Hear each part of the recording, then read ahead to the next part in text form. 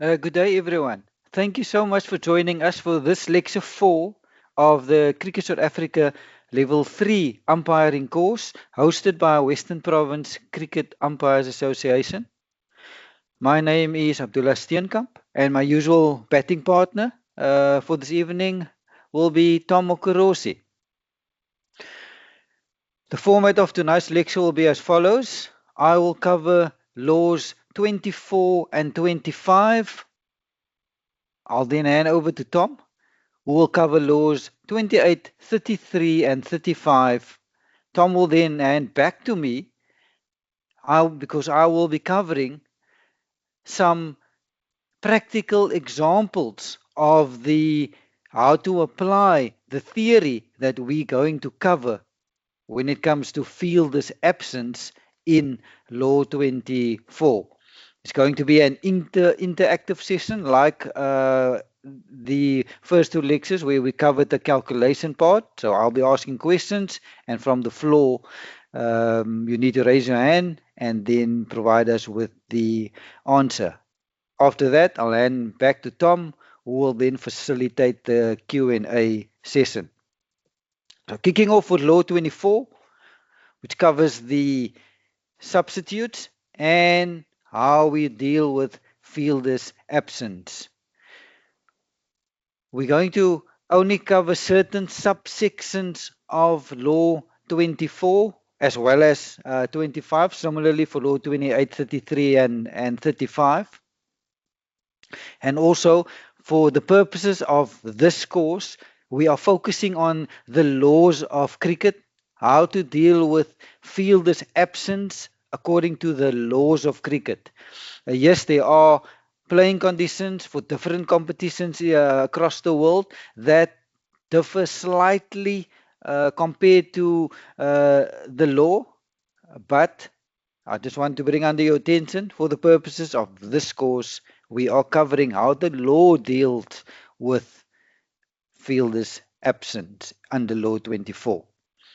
So let's kick off with substitute fielders. So when do we allow a substitute fielder? When do we not allow a substitute fielder? What is the criteria that needs to be in place? And what powers do the substitute fielder have? Let's first have a look at when we allow a substitute fielder. So from an umpiring point of view, we to allow a substitute fielder if we are happy that a fielder has been injured or became ill. And importantly, this injury or illness needs to have happened during this match. Fielders cannot be coming into the game with an injury. So the injury or illness needs to happen in the game. Secondly, we'll allow a substitute fielder for wholly acceptable reasons. Yes, it is up to the umpires, and they need to decide whether the reason that the fielder is not there is wholly acceptable. We need to deal it on a case-to-case basis, but the absence needs to be wholly acceptable. Let's have a look at the powers that the substitute fielder has. So substitute fielder, very limited powers. So that substitute fielder that came on, let's say for an injured player, that substitute cannot bowl, that substitute cannot bat, nor can that substitute be a captain or be the captain of the side. The law allows for that substitute to act as a wicket keeper. Let's say the wicket keeper gets injured, but there's a condition that needs to be met for the substitute to be the wicket keeper, and that condition is we need the consent of the umpires. Umpires needs to agree that the substitute can now be the wicket keeper. So the next subsection under Law 24 that I'm covering is how to deal with if a fielder is absent from the field of play. Either that fielder left while play was in progress, or that fielder did not take the field when the game started, or after an interval as two examples.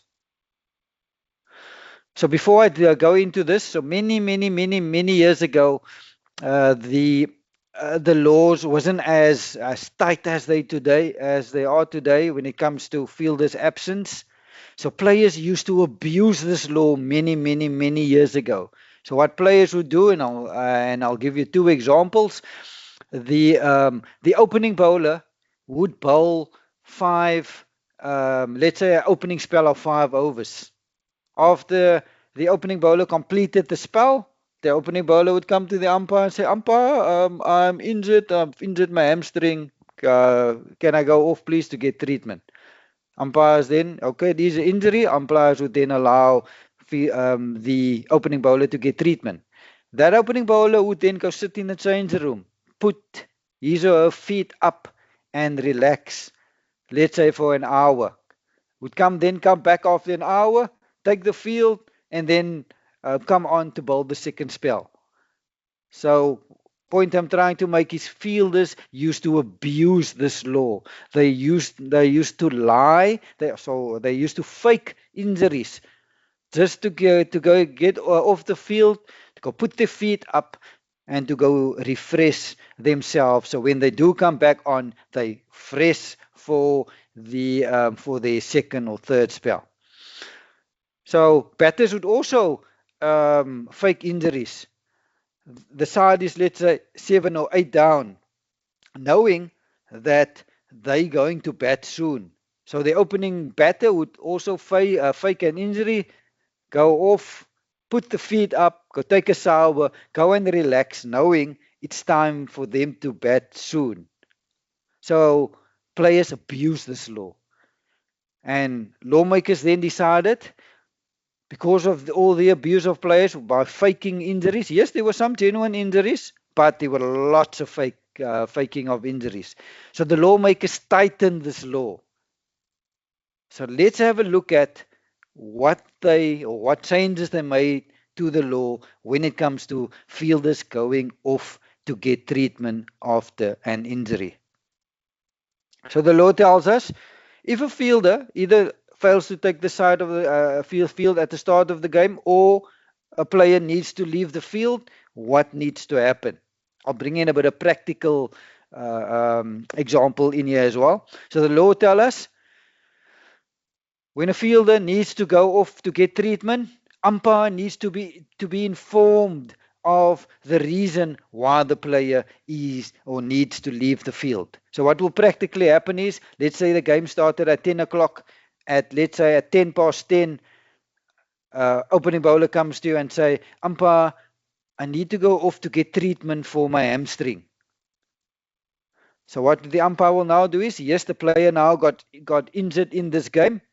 Umpire will then take out his or her notebook and write down in the notebook. Let's say the opening bowler's name is Cindy. So Cindy, injured, hamstring injury, and importantly, umpire needs to write down the time that Cindy left the field to get treatment for her hammy. So that's the first step that you do. A player needs to come to the umpire, inform the umpire that he or she is injured, and then also the reason or what the injury is. Like in my case, Cindy going off to have in the treatment for a hammy, and then the umpire in the notebook needs to write down the time that Cindy left. We'll see later on the slide why it's important for the umpire to write down this time. So then the law tells us that Cindy's now gone off for treatment. Before Cindy can come back onto the field, Cindy needs the permission or the consent of either of the umpires. Can be either. Doesn't have to be the bowler's end. If the striker's end sees Cindy asking permission to come on, the striker's end umpire can give consent for Cindy to come on. We're going to see now why it's important for Cindy to get the permission of the umpires before coming on. So practically, how does this happen? So Cindy went off to get treatment to her hammy. Let's say she left at 10:20. At 10:30, See Cindy standing at the boundary edge, waving to the umpires. Umpire, umpire, I'm ready to come back on. Law tell us umpire to give consent as soon as practicable. Usually we do it at the end of the over. We won't allow it at middle of the over unless there's some break in play, like an injury that maybe happened or side screen maybe needed to be moved. But it's usually we do it at the end of the over. So before Cindy can come back on, she needs the consent of either of the umpires. So Cindy left at 10:20, 10:30 she's ready to come back on. Since she waves, umpire, umpire, I'm ready to come back on. Umpire then waves Cindy to come back on. So the next step that the umpire needs to do is to take out his or her notebook and write down the time that Cindy returned. And we're going to see now in the next step why that is so important to know when Cindy returned from after getting treatment from injury. Also, again, I want to emphasize, very important, Cindy cannot just come onto the field. She needs the consent of the umpires. Umpires needs to give permission because we need to know when she's back, because there's a calculation that we need to do, but we'll get to that in point number 3. And the law is it's quite a heavy punishment if a player do come back onto the field without informing the umpire.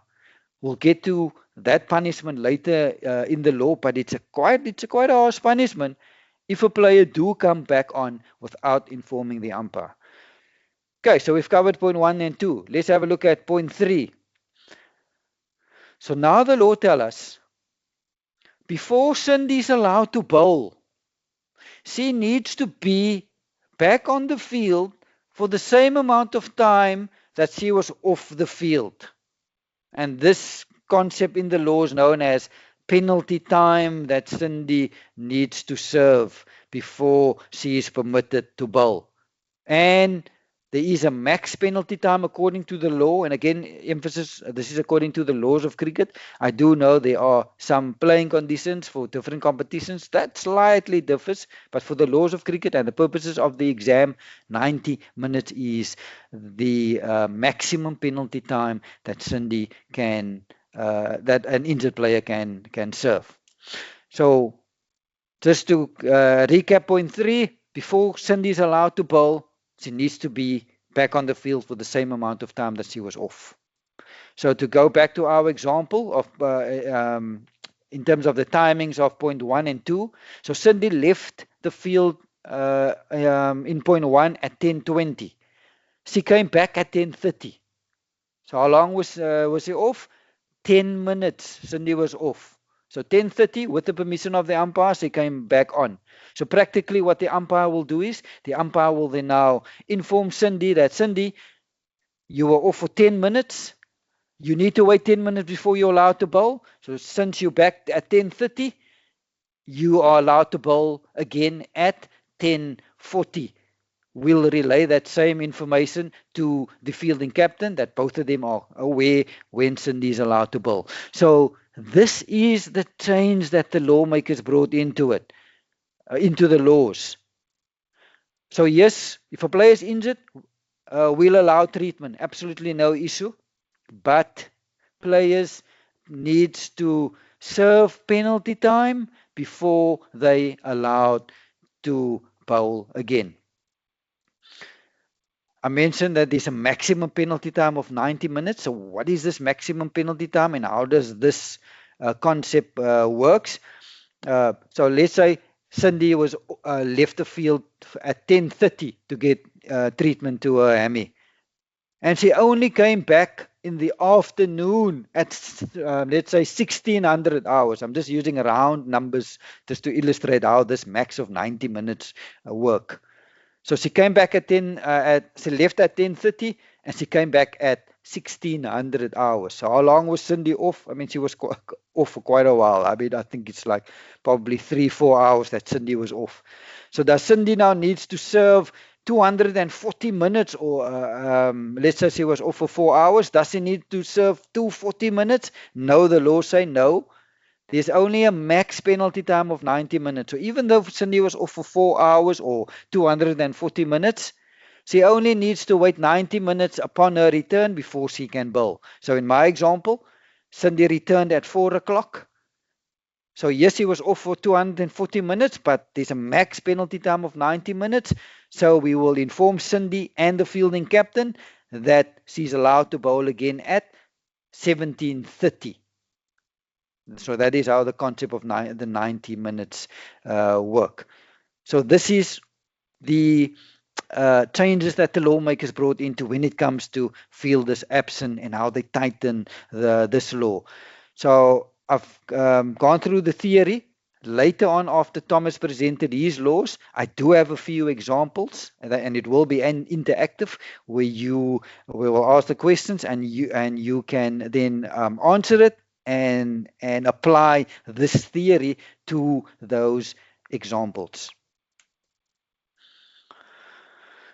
Penalty time doesn't disappear.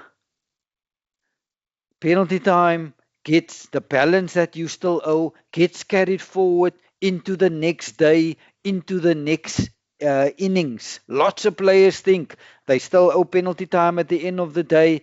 The next day they'll have a clean slate. They've got no penalty time. No, the law tells us if you still owe penalty time, it will not disappear. You will carry it into the next day. You will carry it into the next innings. You won't carry it into a next game, but as long as this game is still ongoing, your penalty time won't disappear. You need to serve all your penalty time, so you will carry it into the next day, and you will carry it into a next innings. Often you find players going on and off various times to get treatment.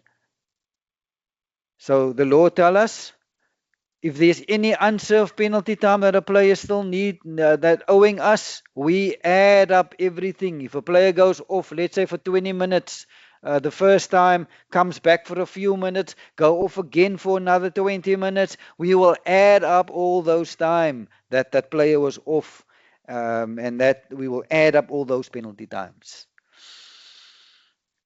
Very importantly, when it comes to scheduled intervals and the emphasis on scheduled intervals, like your drinks interval, your tea interval, your lunch interval, your change of innings interval, to name 4, these are scheduled intervals. When it comes to these intervals, you will not add these intervals to any unserved penalty time that a player might owe us, or subtract intervals from any penalty time that a player might owe us. I do have a few examples that we will go through later on, but just to give you a straightforward, simple example, how this concept of you will not add any penalty time to a play and a scheduled interval to a player's penalty time. Let's say our lunch is at 12 o'clock, and at 11:50 Cindy comes to you and say, Ampa, I need to get treatment to my hamstring. Please, may I go off? Yes, Ampa will then take out in the notebook, write down Cindy going off at 11 o'clock, at 11:50 to get treatment to her hammy. So now lunch is at 12 o'clock. So from 11:50 till when we took lunch at 12 o'clock, that was 10 minutes. So at the beginning of lunchtime, Cindy owes us 10 minutes. So now lunch will be from 12 till 12:40. So when play resumes after lunch at 12:40, Cindy comes back with her side and she informs the umpire, umpires, I'm back. Umpire says, thank you, Cindy. Take out the notebook, then write down Cindy back after lunch. But now the question is, how much penalty time does Cindy owe us? So we will inform Cindy that she owes us only 10 minutes of penalty time. Why only 10 minutes of penalty time? Because the definition of penalty time is playing time that a player was not on the field of play. Playing time. So in this example, it was lunch from 12:40 from 12 till 12:40. Is that playing time? No, it's not playing time. Players, everyone is enjoying lunch. Players are off the field. Umpires are off the field.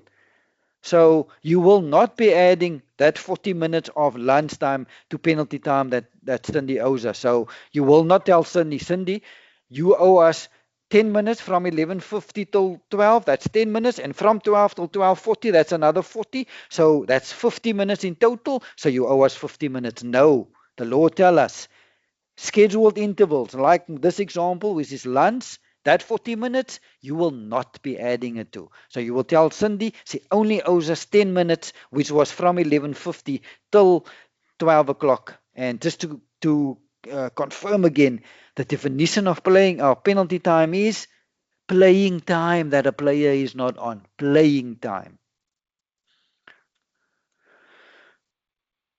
So when it comes to an unscheduled break, the law treats this differently to a scheduled break.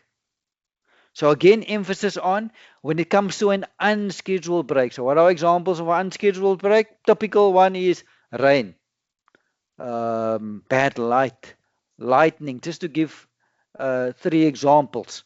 But anything that is unscheduled, where players needs to leave the field, when it comes to an unscheduled break, the law allows for that unscheduled break to be subtracted from any penalty time that a player might owe us. But again, emphasis on unscheduled break. How you deal with a scheduled break and an unscheduled break when it comes to penalty time is totally different. In the previous slide, I've mentioned how to deal with a scheduled break.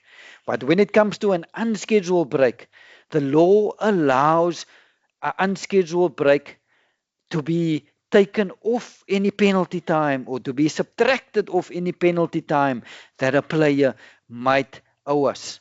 But there are conditions that needs to be met for an unscheduled break to be taken off from any penalty time that a player might owe us. So the first instance when an unscheduled break can be taken off any penalty time that a player might owe us is if a fielder was on the field of play when it started to rain, then the law tells us the whole of that rain interruption can be subtracted from any penalty time that a player might owe us. But there's a condition. That player that was on the field when it started to rain, that player needs to come back with his or her side when play resumes after the rain interruption.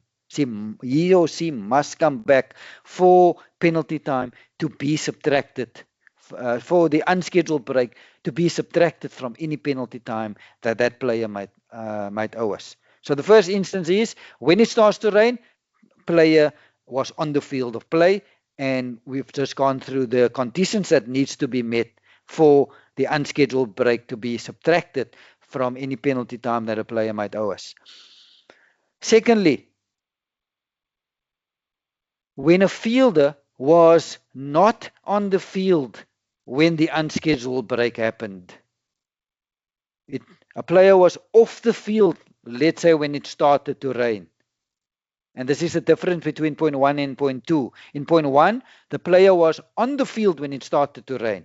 And there were conditions that I went through in terms of when you can subtract the unscheduled break. In point 2, this example, the fielder is not on the field when it starts to rain. So now how do we deal with this? So now the law tells us, for us to subtract or to offset any of the unscheduled break against any penalty time that the player might owe us, the conditions that needs to be in place is that player needs to inform the umpire in person. That player needs to come to the umpire's room or in person. Not the captain can come and say, umpire, my player is now fit. Not the coach, not the scorer. That player in person needs to come to the umpires and say, umpires, I was off the field when it started to rain, but I'm fit again. And from that moment, that player personally informs you that he or she is fit again, that's when the clock can start to tick in terms of subtracting the unscheduled break from any penalty time that the player might owe us. And so the two conditions here is must inform you in person and needs to take the field upon the resumption of play or unless you are now batting. So yes, very important. There are different ways how to deal with a scheduled break and an unscheduled break when it comes to penalty time. Earlier, I mentioned that penalty time doesn't disappear. It gets carried forward into the next game, into the next day, or into subsequent innings in the game. You won't carry it forward into the next match. There are times where no penalty time needs to be served. No penalty time to be incurred. So when are those times? When are the times where you don't need to serve any penalty time? Let's have a look at what the law tell us. They tell us that a player, even though that player was absent on the field of play, will not have to serve any penalty time in the following two instances. The first one, if that player suffered an external blow during the match, and because of that external blow, the player had to leave the field or is unable to take the field. I want to emphasize the words external blow. A player suffered an external blow. And if this player suffered an external blow, and that player needs to leave the field, that player does not have to serve any penalty time. Let's just use one or two examples just to illustrate what the law means by external blow to happen. So in example one, we have a spinner bowling, and let's say there's a short leg fielder under the helmet. Spinner bowler short ball, and the striker plays a hook, pull shot, and the ball goes against the knee of the short leg fielder sitting under the helmet. Physio comes on. Physio have a look. Knees busy swelling up. Physio tells us, umpire, I need to take the player off. I need to ice this knee, so I'm going to give the player treatment in the change room.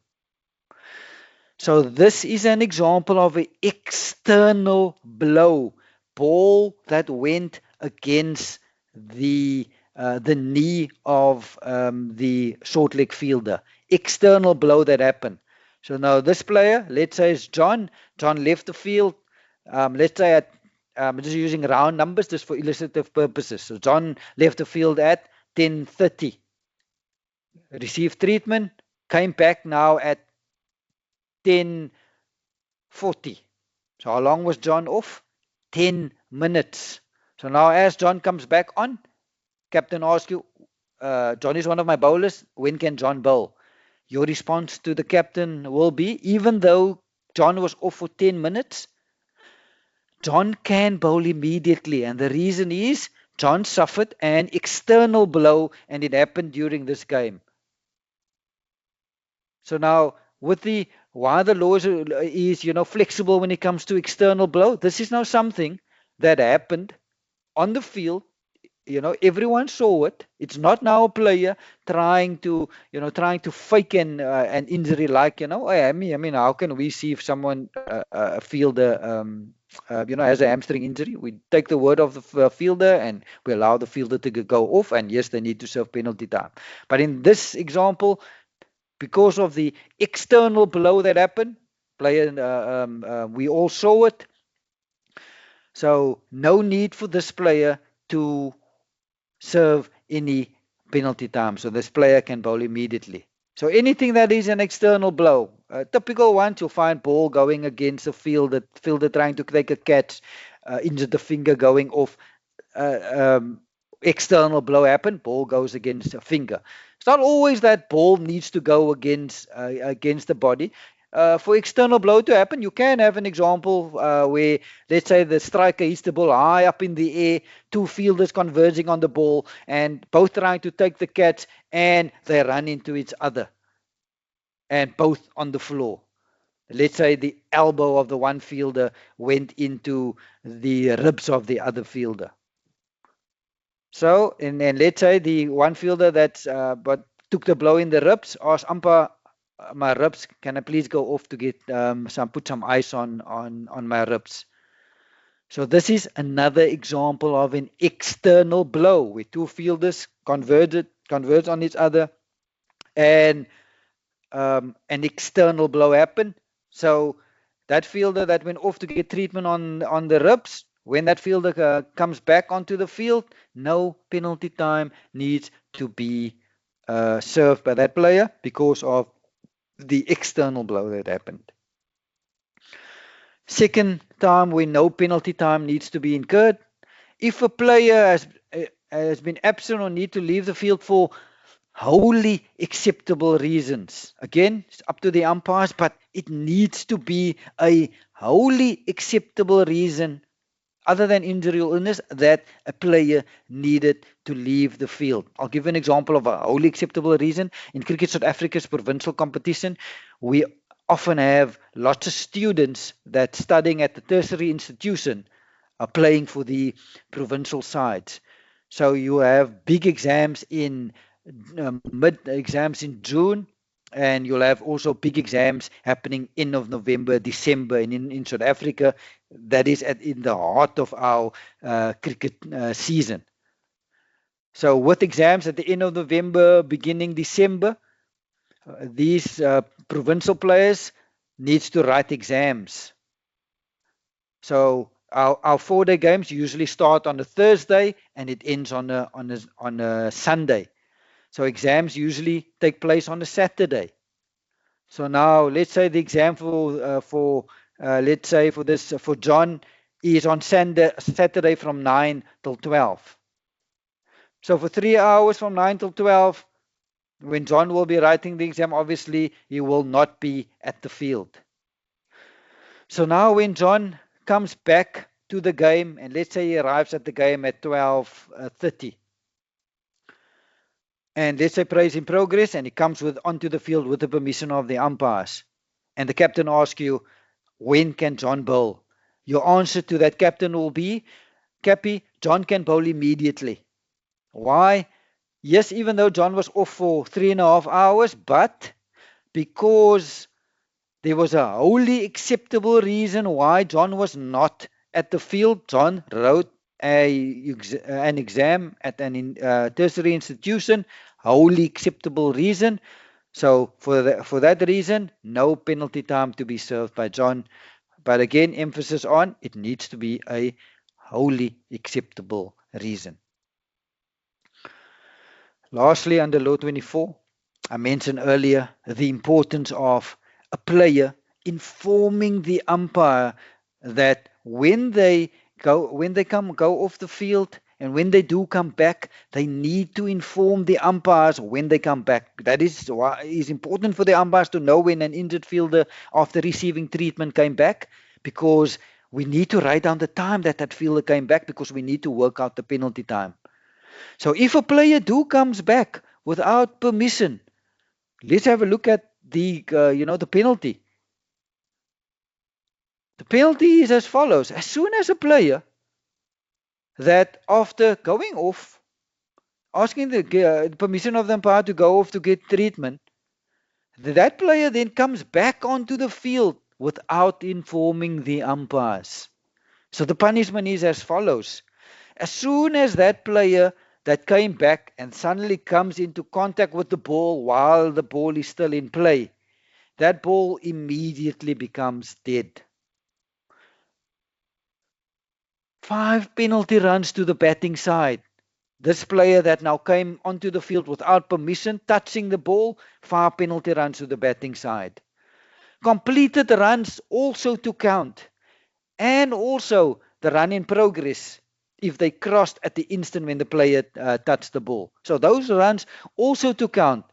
Also, ball will not count as one for the over. That ball needs to be re-bowled, and we need to inform everyone, and we need to report this to the governing body of cricket for this particular game. So you can see quite stiff penalty if a player do come back onto the field without permission of the umpires.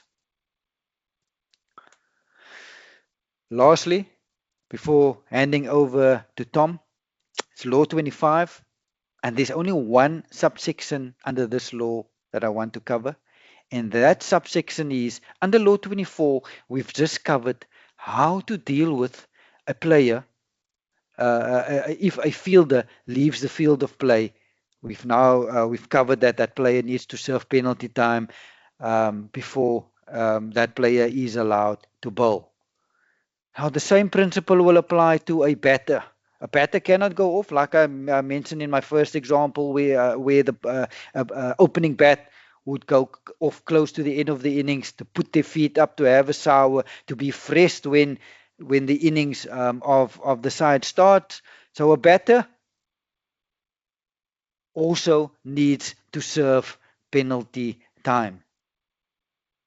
Let's see how the law tells us how to deal with when a batter still has unserved penalty time.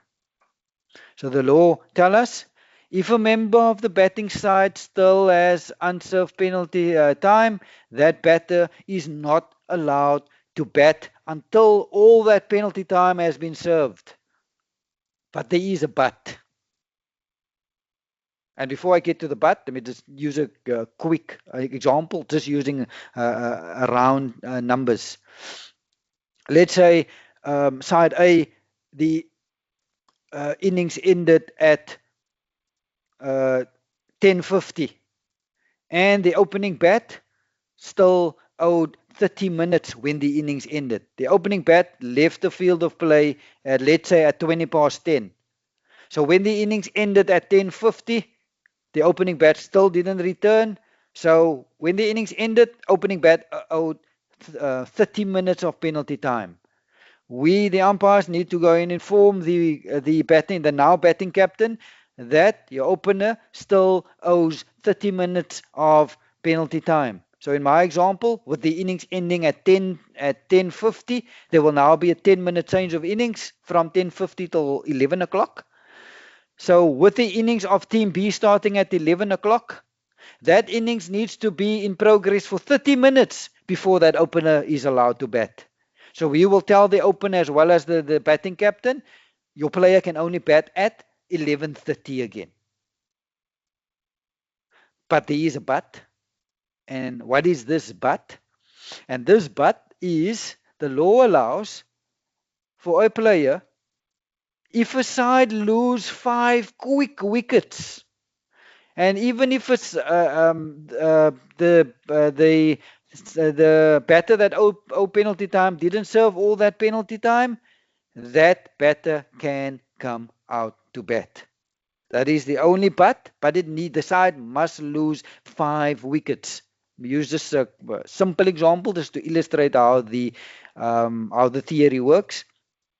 Our same example, let's say at John left at 10:20. Innings ended at 10:50. John was the opening bat. So when the innings ended of Team A, John was off the field for 30 minutes. So now there will be a 10-minute change of innings. We will inform the now batting captain of Team B that your opening bat, John, owes 30 minutes. So he can only come out to bat at 10:30. So now the inning starts at 10:30. And the opening bat in the first over takes a hat-trick. So now side is 3 for 3 after the first over. So, and let's say the first over ends at 11:10. So now the other opening bowler will now bowl the second over, and that bowler takes 2 wickets off the first ball. So now let's say we're now at 11:15. So now what the law is telling us is, remember, John owed us 30 minutes. So technically he could only come out to bat at 11:30. But because the side has lost 5 quick wickets, but it must be 5 wickets down. Now the law allows John to come back. So even though we're now at 11:15 when they lost their 5th wicket, but because they are 5 down, the law allows for John to come back. But again, this is the only but, and the emphasis must be on 5 down. Otherwise, John needs to serve that penalty time that he still owes us. Thomas, that is all I am covering. Thank you so much. I'm handing now over to you. Once you're done, I do have a few penalty time examples to see how we practically apply the theory that I've discovered. So over to you, Thomas. Law 28 is the fielder. Let's talk about how a fielder is allowed to field the ball and how a fielder is not allowed to field the ball. Law tells us that a fielder may field the ball with any part of his or her person. However, he or she will be deemed to have fielded the ball illegally if, while the ball is in play, he or she willfully uses anything other than part of his or her person to field the ball. And we will have a picture on the next slide showing an instance of illegal fielding. If he or she willfully extends his or her clothing and uses this to field the ball, that will also be deemed illegal fielding. If the fielder discards a piece of clothing, equipment, or any other object which subsequently makes contact with the ball, that will also be deemed illegal fielding.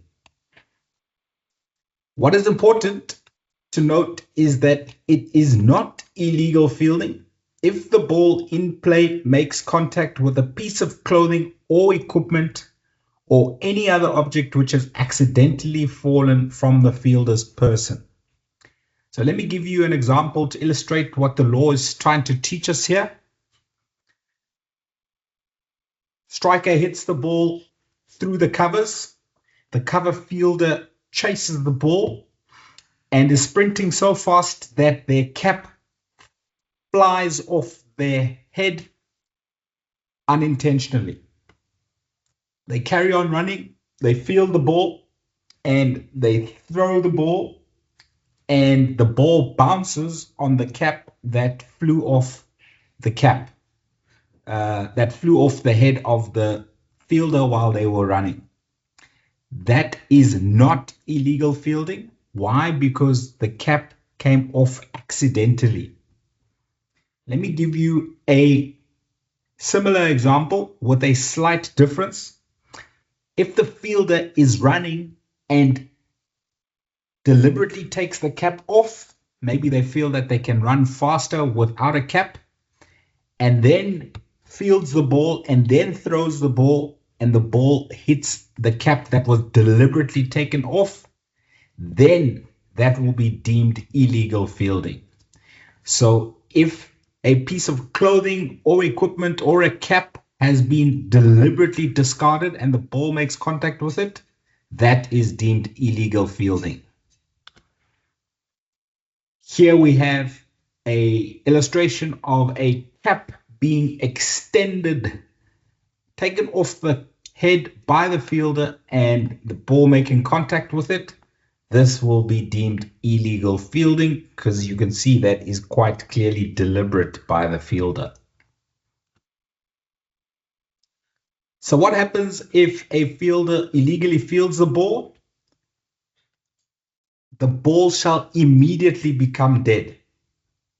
Good umpiring practice, because not all players know this law, would be to call and signal dead ball just for everyone to know that the ball has become dead because of the instance of illegal fielding. If there was a no ball or a wide, they will stand.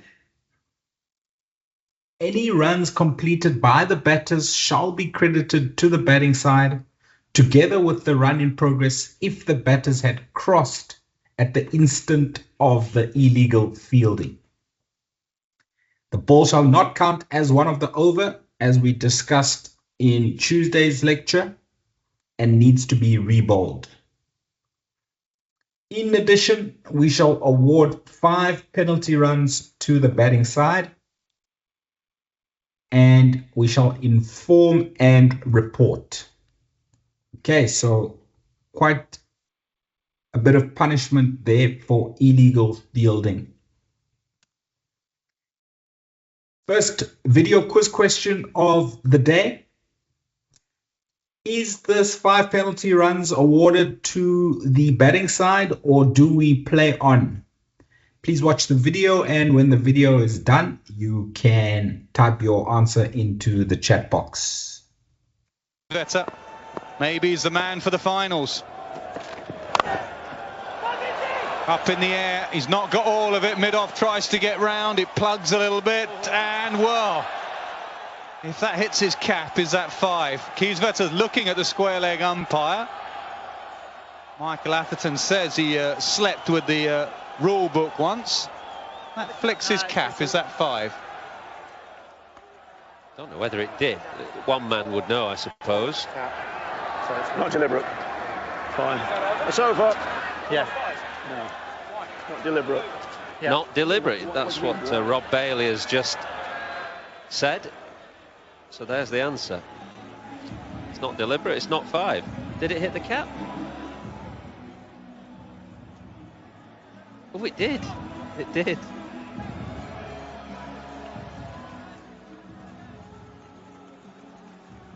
Not deliberate, the answer. Quiz question 28.1. Please type your answer into the chat box now. 5 penalty runs or play on? I will go through the answers of all the quiz questions once I am done presenting Law 35. Better. Maybe he's the man. Right. Let's talk about protective helmets belonging to the fielding side. Where are they to be placed? Law tells us that when not in use by fielders, protective helmets belonging to the fielding side should be placed on the ground behind the wicketkeeper and in line with both sets of stumps. Okay? That is probably the area on the field that the ball is least likely to go to. So that is where feeders' helmets, when not in use, should be placed. But it does sometimes happen that the ball does hit the helmet behind the wicketkeeper placed on the ground. So what happens in that scenario? If a protective helmet belonging to the fielding side is on the ground and the ball while in play strikes it, again, the ball shall immediately become dead. However, once again, good umpiring practice is to call and signal dead ball. Most players know this law, but not all the players on the field will see the ball hitting the helmet placed behind the wicketkeeper on the ground. Therefore, whichever umpire sees the ball hitting the helmet first, call and signal dead ball to make everyone aware that the ball has hit the helmet. We will award 5 penalty runs to the batting side, and any runs completed by the batters before the ball hit the protective helmet will be scored, together with the run in progress if the batters had already crossed at the instant that the ball hit the helmet. Okay. So with that in mind, our next video quiz question, 28.2, how many runs are scored or awarded to New Zealand in this delivery? Okay, watch carefully, see where the ball goes, and type your answer into the chat box after watching the video.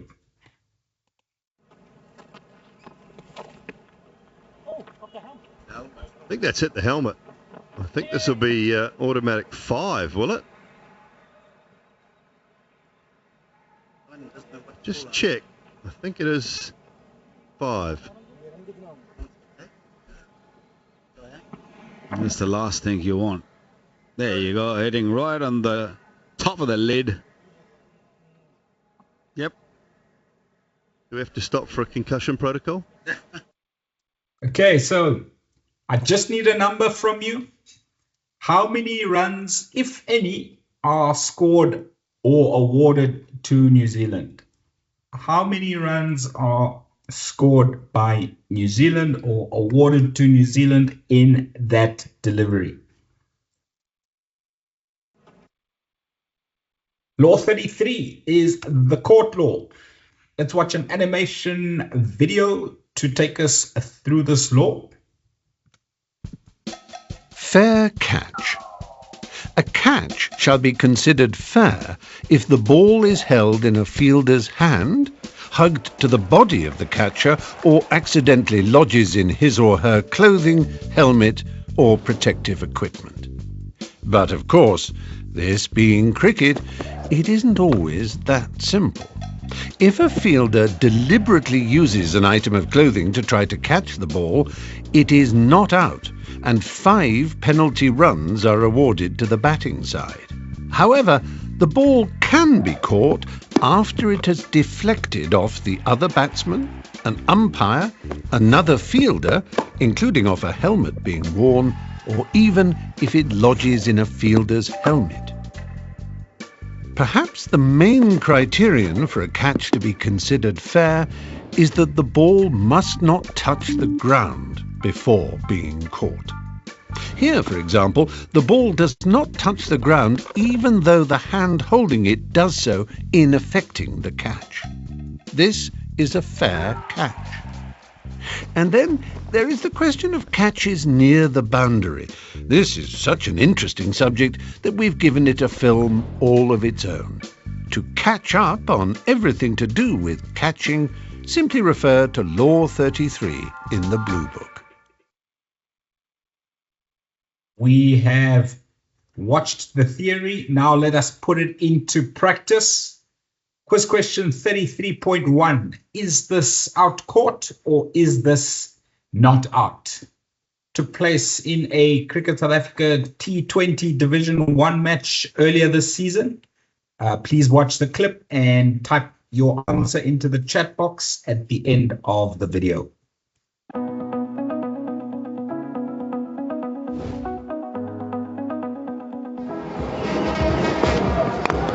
Oh dear!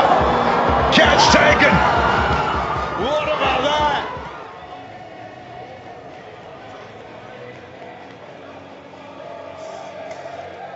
It's a good catch on the boundary. Big moment in the game. De Pavlon. I'll tell you what, Bon, that ball is on the ground.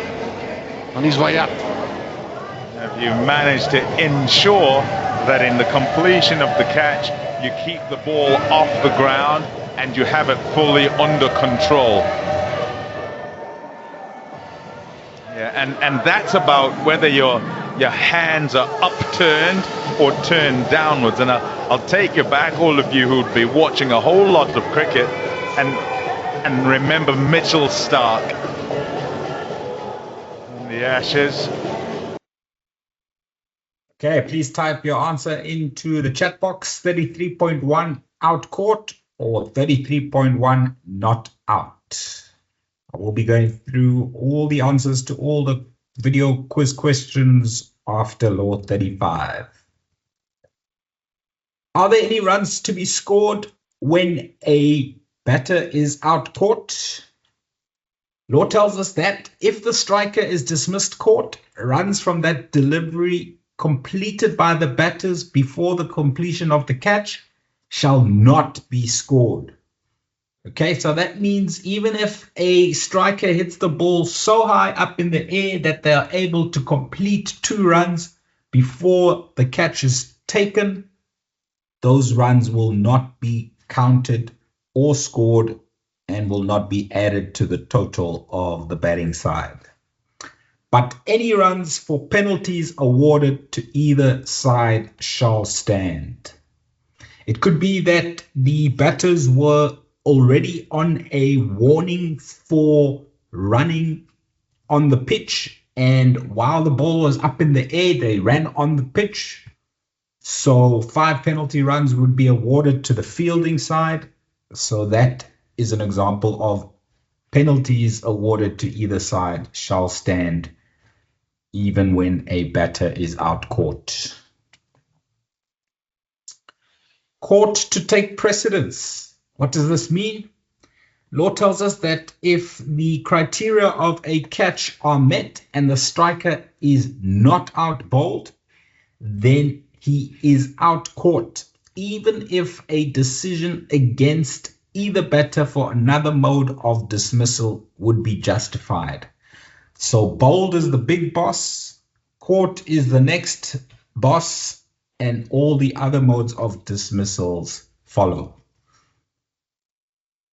I have a practical example that I showed at a face-to-face training course a couple of years ago, and I'm going to play that one to show you an example of when catch or caught takes precedence over another mode of dismissal. Do none of you play cricket? Okay, so bowler bowls a ball and it is hit very nicely, hit the ball. Okay, I'm the bowler, okay, and I try to catch the ball, so the ball's in the air, and I actually tip the ball with the edge of my fingers. I need a non-striker, please.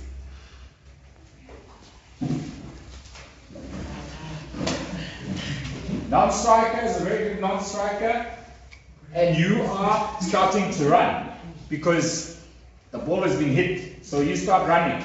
Now the ball hits my finger and then hits the stumps, still in the air, it hasn't bounced. Okay, and then it goes off the stumps and it is caught. Brilliant driving catch at mid-off. Now, we have a batter who is out of his or her crease and is technically run out. But we also have a catch. Who's going to be out? Is it going to be the striker out caught or the non-striker out run out? Who says the non-striker out run out? Put your hand up. You don't need to tell me. Who says the non-striker is out run out? The non-striker is out of her crease. Okay? And who says the striker is out caught? Put your hand up.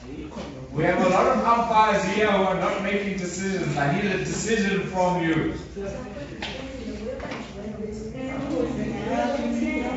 Okay. Do you want me to repeat the scenario or the question? Okay. So, my question to you is, who is out? Is it the non-striker who's out run out? Or is it the striker who is out caught? Striker. I like that. Why? Even though the run out happened first, law tells us that caught to take precedence over all other dismissals except for bowled. Okay? Because bowled is a big boss, caught is the next big boss. Okay? Everything else comes after those. Okay? So even though the non-striker was run out before the catch was taken, law tells us that if there are 2 dismissals in one delivery, and caught is one of those dismissals, and bowled is not the other one, then caught will take precedence over all the other dismissals. Okay, what's quite important in that scenario, as the bowler's end umpire, you should not be in a rush to give the non-striker out run out. You need to wait for the scenario to play out and for the catch to be completed, and then you can give the striker out caught, or you can just tell everybody that the striker is out caught because caught takes precedence over the run out. Okay, if you were to give the non-striker out run out before the catch is taken, then the ball becomes dead immediately when you have given the non-striker out run out. So then the catch would not be valid. So it's important to, as a bowler's end umpire, let the scenario play out before you give a decision or make a decision. Okay. Last law that I'm looking at this evening is law 35, hit wicket. When is a striker out hit wicket? Law tells us that the striker is out hit wicket if, after the bowler has entered the delivery stride and while the ball is in play, the striker's wicket is put down by either the striker's bat or person in any of the following circumstances. If in the course of any action taken by the striker in preparing to receive or in receiving a delivery, he or she puts his or her wicket down, hit wicket. If in setting off for the first run, immediately after playing or playing at the ball, the striker puts down his or her wicket, then there will be out hit wicket. The important part of this sentence is immediately after playing or playing at the ball. Immediately. If the striker makes no attempt to play at the ball in setting off for the first run, provided that in the opinion of the umpire, this is immediately after the striker has had the opportunity of playing at the ball,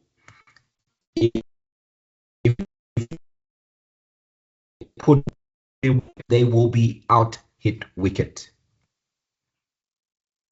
Lastly, in lawfully making a second or further stroke for the purposes of guarding his or her wicket, if the striker puts down his or her wicket, then they will be out hit wicket. Very importantly, if the striker puts down his or her wicket in any of the ways described in the previous slide, but does so before the bowler has entered his or her delivery stride, the striker will not be out. Why? Either umpire needs to call and signal dead ball. Okay, so as an example, if a bowler is running up and for whatever reason, while the bowler is in their run up, before they reach their delivery stride, before they enter their bowling action, the striker hits his or her stumps, they will not be out hit wicket. Either umpire shall call and signal dead ball, and the bowler will have to start his or her run up again and try and bowl the next delivery. Okay. When will a striker be not out hit wicket? Law tells us that the striker is not out hit wicket in the following ways. If the striker puts down his or her wicket, but it occurs after the striker has completed any action in receiving the delivery, then there will be not out, hit wicket. And this is a judgment call that needs to be made by the umpires. Remember that the hit wicket dismissal falls under the jurisdiction of the strikers end umpire. So the strikers end umpire will have to determine whether the striker put down the wicket after they have completed their shot or during their shot. Okay, that is going to be the question you need to ask yourself for our final quiz question of this evening. If the striker puts down his or her wicket, but it occurs in the act of running, other than setting off immediately for the first run, the striker will be not out, hit wicket. Abdullah tells a funny story about when he was still playing, when he ran 2 runs, and to make his ground for the second run, he dove into the stumps, and the fielding side appealed, and there were player umpires at the time. His own teammate was a player umpire, and his own teammate gave him out, hit wicket, when they should not have given him out, hit wicket. Because why? He put his stumps down, yes, but it was not in the act of immediately setting off for the first run. It was at the end of the second run that Abdullah put down his own wicket, so he should not have been given out, hit wicket. If the striker puts down his or her wicket when trying to avoid being run out or stumped, they shall not be out, hit wicket. If a striker puts down his or her wicket when they are trying to avoid a throw at any time, they shall not be out, hit wicket. If the bowler, after entering the delivery stride, does not deliver the ball, and the striker puts down his or her wicket, the striker will not be out, hit wicket. The ball has to be bowled by the bowler for hit wicket to be an option. If the delivery is a no ball, the striker, even if he or she puts down his or her wicket, will not be out, hit wicket. There are 3 ways that a batter can be out off a no ball. Hit wicket is not one of those 3 modes of dismissals. Right, final quiz question for today. This happened in a match between Bangladesh and Zimbabwe a few years ago. Is Brandon Taylor out, hit wicket, or is he not out, hit wicket in this scenario? Abdullah likes to switch the commentary off for these quiz questions. I like to keep them on because the commentators add a bit of theatre and also sometimes add a bit of confusion to the scenario. Let's watch, listen, and learn. Well bowled. Yeah, that's what can happen when you're set and you think the pitch is behaving very nicely. End of the over. Now what has happened here? Well, has he somehow touched the stumps? What's going on here? One of the Brendan Taylor, I think, after he's played the shot, has knocked the bails off with his bat. Now, I didn't see what was happening. I just heard it in my ear. And Shakib Al Hassan has gone and appealed to Murray Erasmus. So discussion going on between those 2 men. Let's see what has happened. He's fine. It's a legal delivery. It'll be a big blow if Brendan Taylor departs in that fashion. Nothing. What does he do? Oops. That's gone. Okay, so we know what the Bangladeshi commentator thinks. What do you think? Is the striker out hit wicket, or is he not out hit wicket? Please type your answer into the chat box. Quiz question 35.1, out hit wicket or not out hit wicket? I'll just play the last bit of that replay for you so that you can make your decision.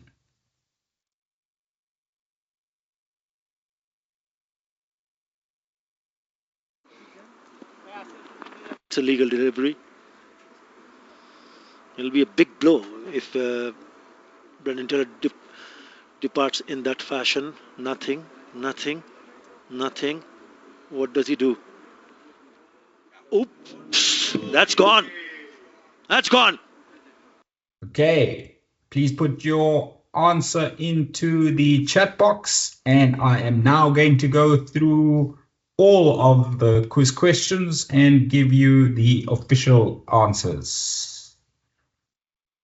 First one, is this illegal fielding or is this quite fine? Nothing wrong, play on. Let's watch. Vetter, maybe he's the man for the finals.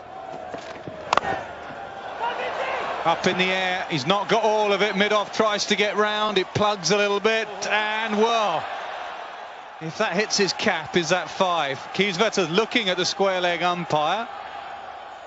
Michael Atherton says he slept with the rule book once. That flicks his cap, is that 5? So we mentioned earlier that if a fielder deliberately removes his or her clothing or equipment or a cap, and that piece of clothing, equipment or cap makes contact with the ball, then it would be deemed illegal fielding and 5 penalty runs would be awarded to the batting side. This clearly is not deliberate by the fielder. He was running after the ball and the cap came off accidentally and then the ball hit it. You will see as he's coming around to field the ball, the cap just leaves his head. It was not deliberately discarded. So the ball hitting the cap is not deemed illegal fielding. Some of the crowd were pointing and shouting 5, but nope. The correct answer to quiz question 28.1, play on. Quiz question 28.2, how many runs are scored in this scenario?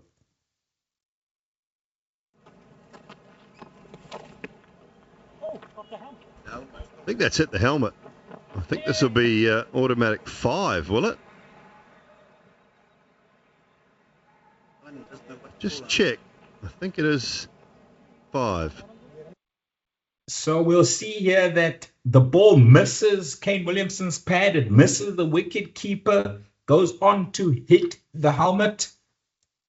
It immediately becomes dead when the ball hits the helmet behind the wicketkeeper placed on the ground.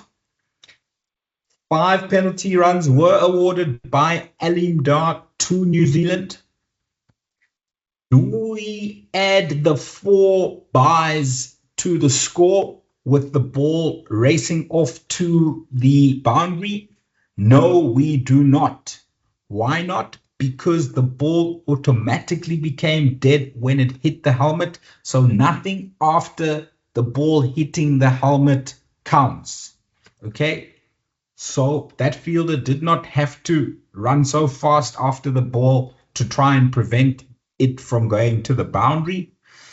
The ball automatically became dead when it hit the helmet. 5 penalty runs were awarded by Alim Dar to New Zealand. That is all the runs that they were awarded or scored in that delivery. 5 penalty runs were scored. Nothing more, nothing less. Next quiz question. Is this out court or is this not out?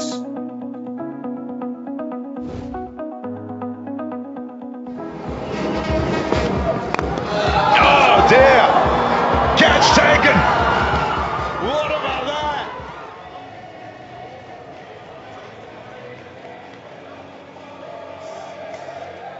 It's a good catch on the boundary.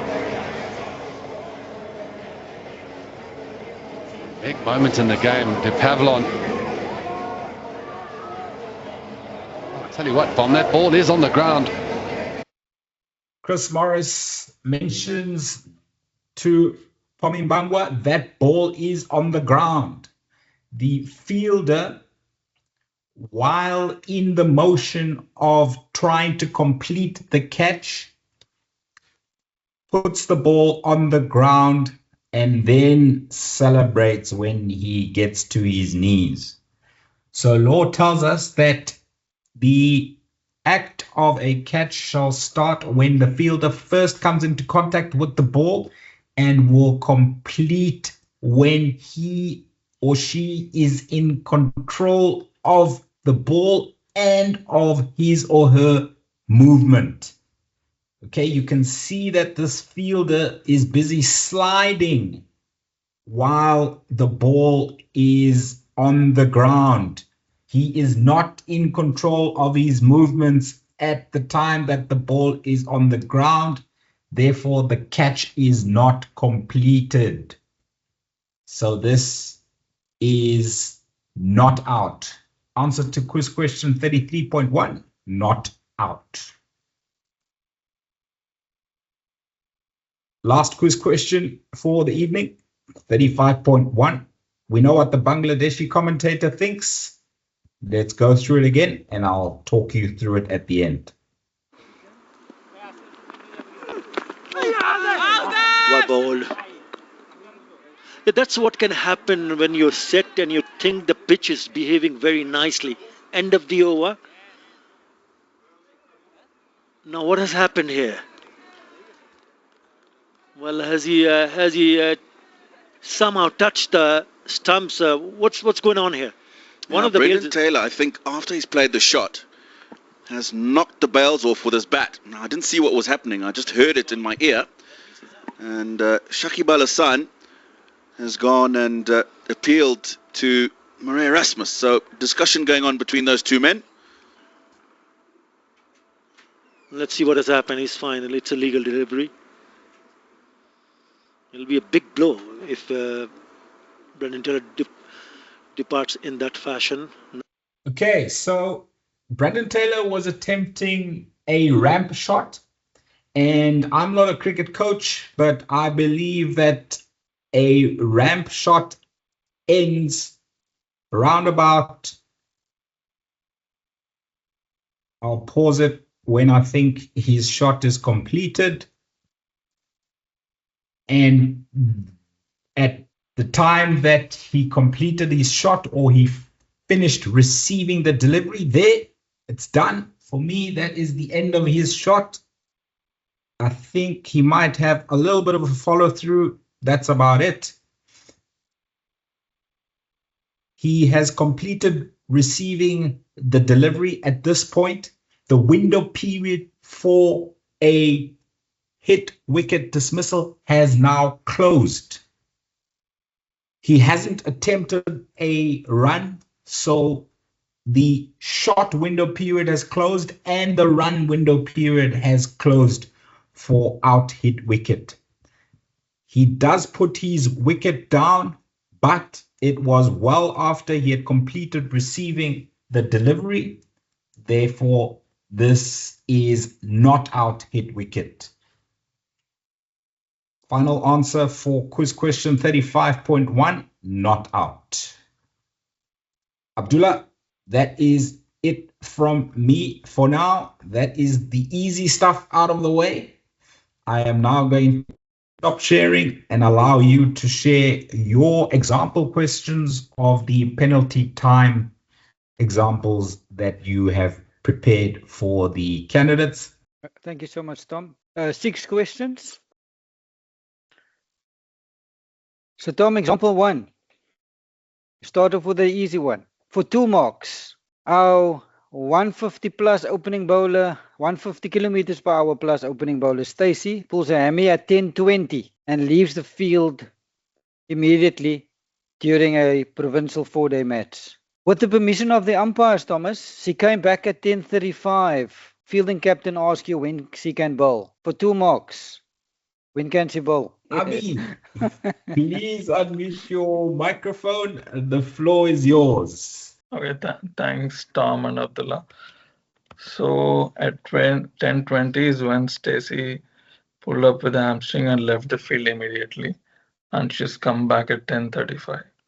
So the time lapse between 10:35 and 10:20 is 15 minutes, and she was off the field for 15 minutes. So she can bowl after staying on the field for 15 minutes. And what time would that be, Abi? Yeah, so that would be 10:50, 10:50. Well done, Abi. Very important when it comes to answering the penalty time or any of these calculation type questions. Please show your evaluator all your calcs. Show your evaluator how you calculated your answer. There might be an instance where, let's say, your very last step, you might have done a simple or stupid mistake by not adding up correctly. But let's say that was only your last step. But because the answer, your calcs leading up to your last step were all correct, and let's say it was a 5-point question and your first 4 steps were correct, just your 5th one you made a stupid calculation error, you will still get 4 out of 5 marks for that question. So important, show all your calcs. So show you how you got to your answer. So 10:20 till 10:35, that's 15 minutes off the field. So when she returns at 10:35, Stacey needs to serve that penalty time. So if I add 15 minutes to 10:35, 10:50 is the message that we will relay to a captain when she is allowed to bowl. Okay, well done. Second one, Tom. Robert pulls a hammy at 10:07 and he returns with the permission of the umpires at 10:23. Fielding captain wants to know for when he can bowl. So for 2 marks, show me how you get to the time and show all your calcs when Robert can bowl. We've got 2 hands up. As usual, Abi's hand is up first, but we will go with a new hand. Temi Tope, please unmute your microphone and give us your answer to example 2. Good evening, everyone. So on this place, the opening bowler, Robert, got an hamstring at exactly 10:07. So, and he got back on the field at 10:23. So he was out on the field for a maximum. He was out on the field for 16 minutes. That was the amount of time he stayed out the field. As when he come back at 10:23, he is allowed to bowl after 16 minutes, which means at 10:39, that is when Robots will be bowling. 10:39, yeah. Well done, Timitopi. 10:39, he can bowl 2 out of 2 marks. Well done. Okay, Tom, we kicked off with 2 easy ones. There are 4 more. Let's go to example 3. So here the opening bowler, Jack, pulls a groin at 10:51 in a provincial 4-day game. The players all enjoyed a drinks break of 4 minutes from 11:10 till 11:14. And I'm giving you a clue. Drinks is a scheduled interval. Jack then comes back onto the field with the permission of the umpires at 11:20 for 3 marks. When can John bowl? We've got a new hand up. Isanullah Danish from Afghanistan. Please unmute your microphone. The floor is yours.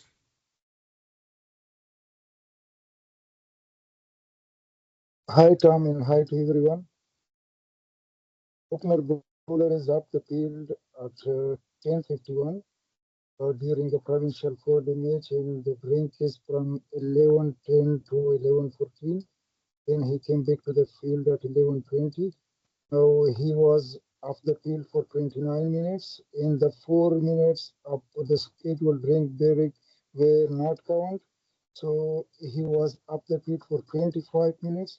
Now he can bowl at 11:45.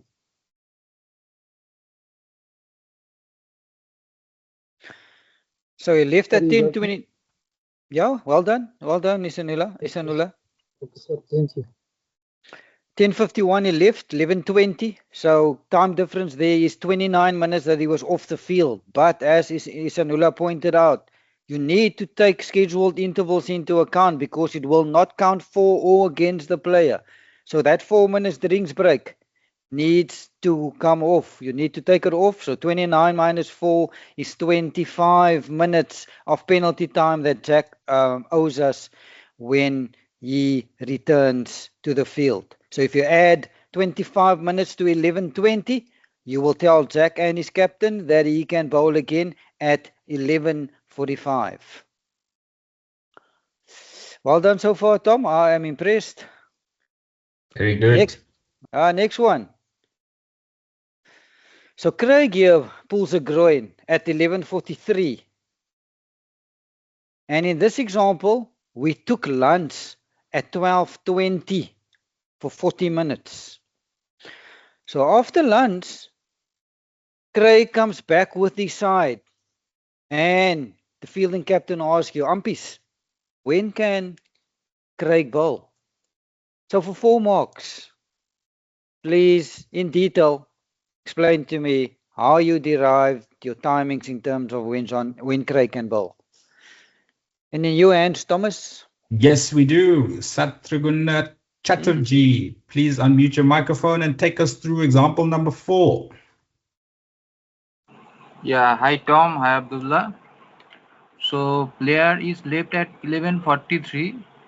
From that time to 12:20 is about 27 minutes, and lunch then is taken for 40 minutes.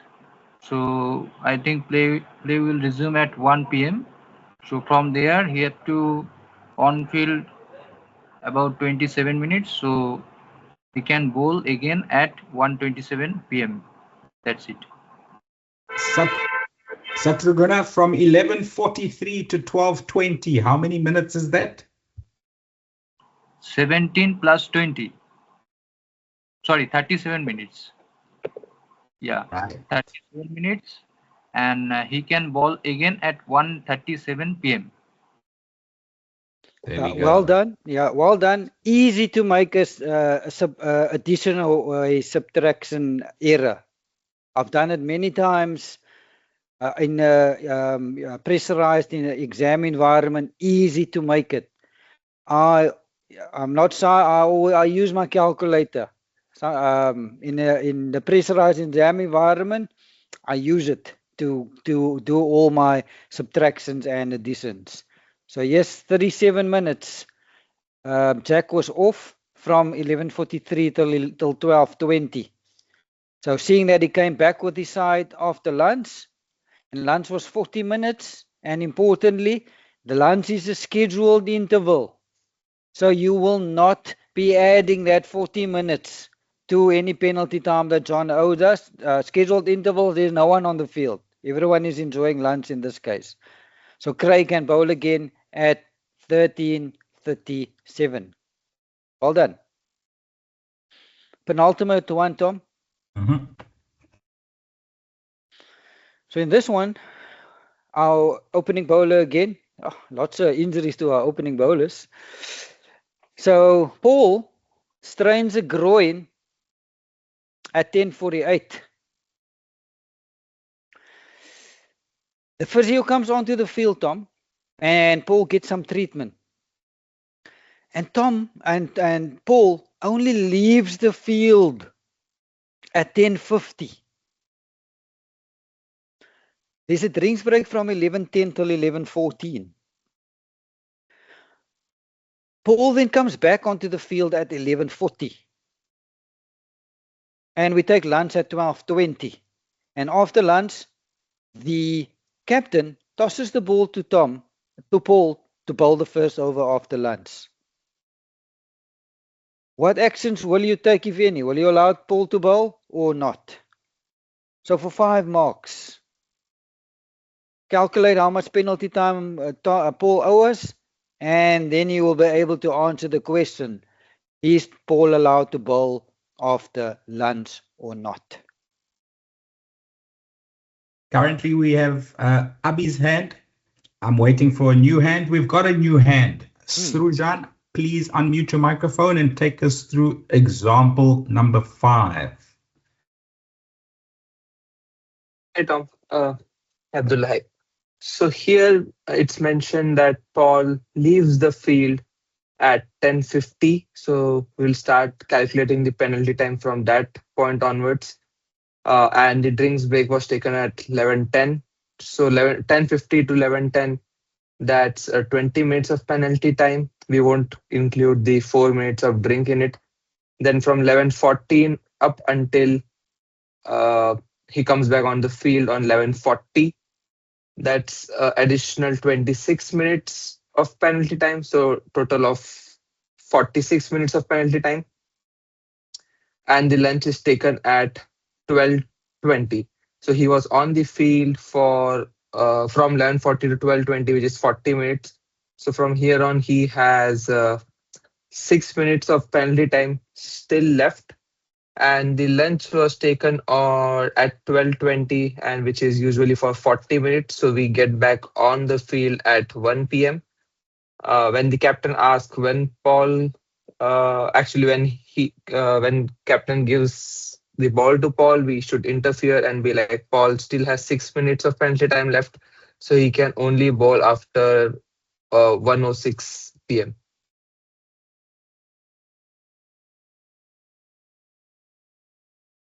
Yeah, well done. Perfect answer.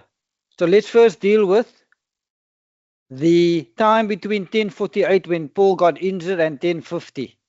So yes, the clock will only start when Paul left the field, which is 10:50. But that 2 minutes that that Paul received treatment, that will be seen as, or you'll note those as extenuating circumstances, like injury to player, and you will take that into account when you do calculate the overhead of the fielding side. But importantly, the clock only starts at 10:50. So now Paul left at 10:50 and I returned at 11:40. So there's 2 ways of doing it. The who answered the question, Tom? I can't remember. I didn't see the name. Srujan. So Srujan just broke it up into 2 pieces, where Srujan took it from the penalty time that the player owed when he left, which was 10:50, up until the drinks break, which was 20 minutes. And then the 4 minutes he didn't take into account, and then he started again from 11:14 till 11:40, which was another 26 minutes. So 26 plus 20 is 46. I'm doing it slightly different. So what I'm doing is, Paul left at 10:50 and he returned at 11:40. That's a total of 40 minutes that he was off the field. But I know there was a drinks break of 4 minutes from 11:10 till 11:14, and I know I should not be taking that 4 minutes into account. So what I do is I subtract that 4 minutes from the 50 in total that Paul was off. So 50 minus 4 is 46 minutes that Paul owes us when he returns at 11:40. So lunch, the players took lunch at 12:40. So Paul then, from 11:40 till 12:20, Paul was on the field for 40 minutes. So that is playing time that Paul was on the field. So that 40 minutes, you need to subtract it from the penalty time that Paul owes us. So in total, he owed us 46 minutes when he came onto the field at 11:40. But seeing that he's been on the field for 40 minutes when we reached lunch at 12:20. So at 12:20, when everyone took lunch, Paul owed us 6 minutes, which was the total of 46 minutes, minus the 40 minutes that he was actually on the field.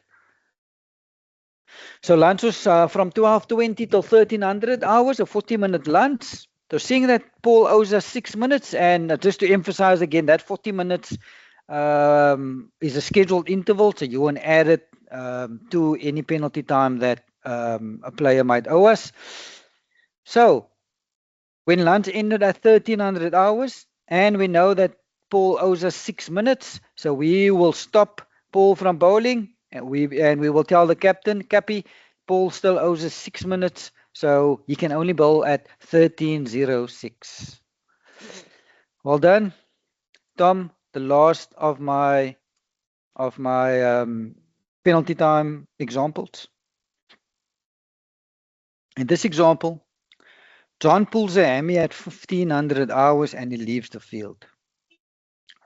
Players left the field at 15:20 to enjoy tea. John returned to the field at 15:50. Then, Tom, at 16:10, the batting captain declares. And then he asks you, when can John bat? So for 5 marks, what is your response? And always with these, especially if there's lots happening in an example, break it up into smaller pieces. Look at when John left. Look at when he returned. Then look at, in this case, it was a declaration. So break it up into smaller pieces to get to your answer. So Thomas, do we have any new hands? Yes, we do. Kaibo Adushe, please unmute your microphone and take us through example number 6 for 5 marks. Good evening, Tom. Good evening, Abdul. Good evening, everybody. So in here, we understand that John left the field at 3, and we also know that tea was taken at 15:20. Therefore, John does owe us 20 minutes, from 1500 to 1520 minutes of penalty time. And then we understand that tea is from 1520 minutes to 1540, and which is scheduled, so it will not count against John at this time. Therefore, we know that now John returns to the field at 1550, and he still owes us 10 more minutes of the penalty time. So he then is going to be able to return on the field at 1550.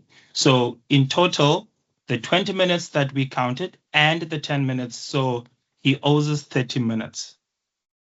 Furthermore, as even though the batting captain did declare at 16:10, and we understand that there will be a change of innings, which is going to be from 16:10 until 16:20. Therefore, that is a scheduled break. Also, that will not take an effect towards John. At 16:10, now John will be on the field for 20 minutes, which was from 15:50 until 16:10. So he then still owes us that 10 minutes where we minus the 20 minutes from the 30 minutes. So we find that now John can bat, as Abdu made an example of, he can only bat at 4:30, or perhaps maybe after the 5th wicket has fallen. Yeah, I think that's what I've come up with. Okay, Bo, that is a textbook answer. 5 out of 5 marks. You've covered every single aspect. So yes, John left at 3. T was taken at 20 past. So at T, John owed us 20 minutes of penalty time.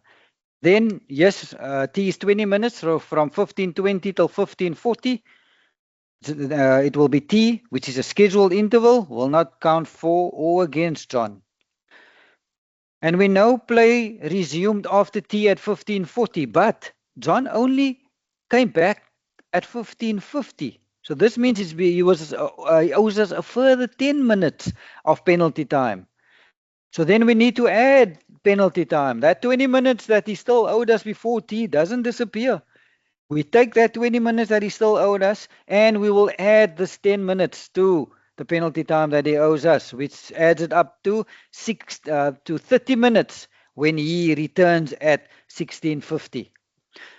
So now there was a declaration at 16:10. So we know there'll be a change of innings from 16:10 till 16:20.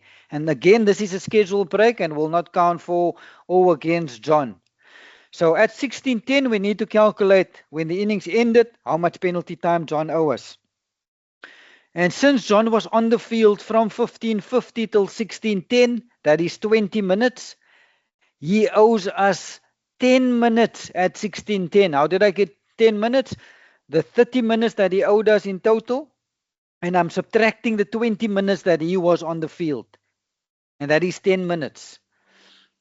So when play resumes, or let's say John's side comes out to bat at 16:30, at 16:20, John needs to wait 10 minutes before he's allowed to bat, or if 5 wickets are down, whichever comes first. Well done, Kebo. Tom, thank you so much. I am very impressed with the candidates. Right, now I'm going to go into the chat box to see what questions and comments were posted while we were presenting. First one from JS. What is the maximum penalty time for T20, one-day internationals, and test match cricket? Good question, JS. As Abdullah mentioned, we are going through the laws of cricket, and in the laws of cricket, the maximum penalty time is 90 minutes.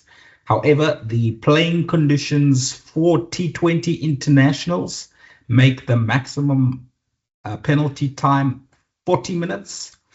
And for one-day internationals and test match cricket, the maximum penalty time is 120 minutes, 2 hours.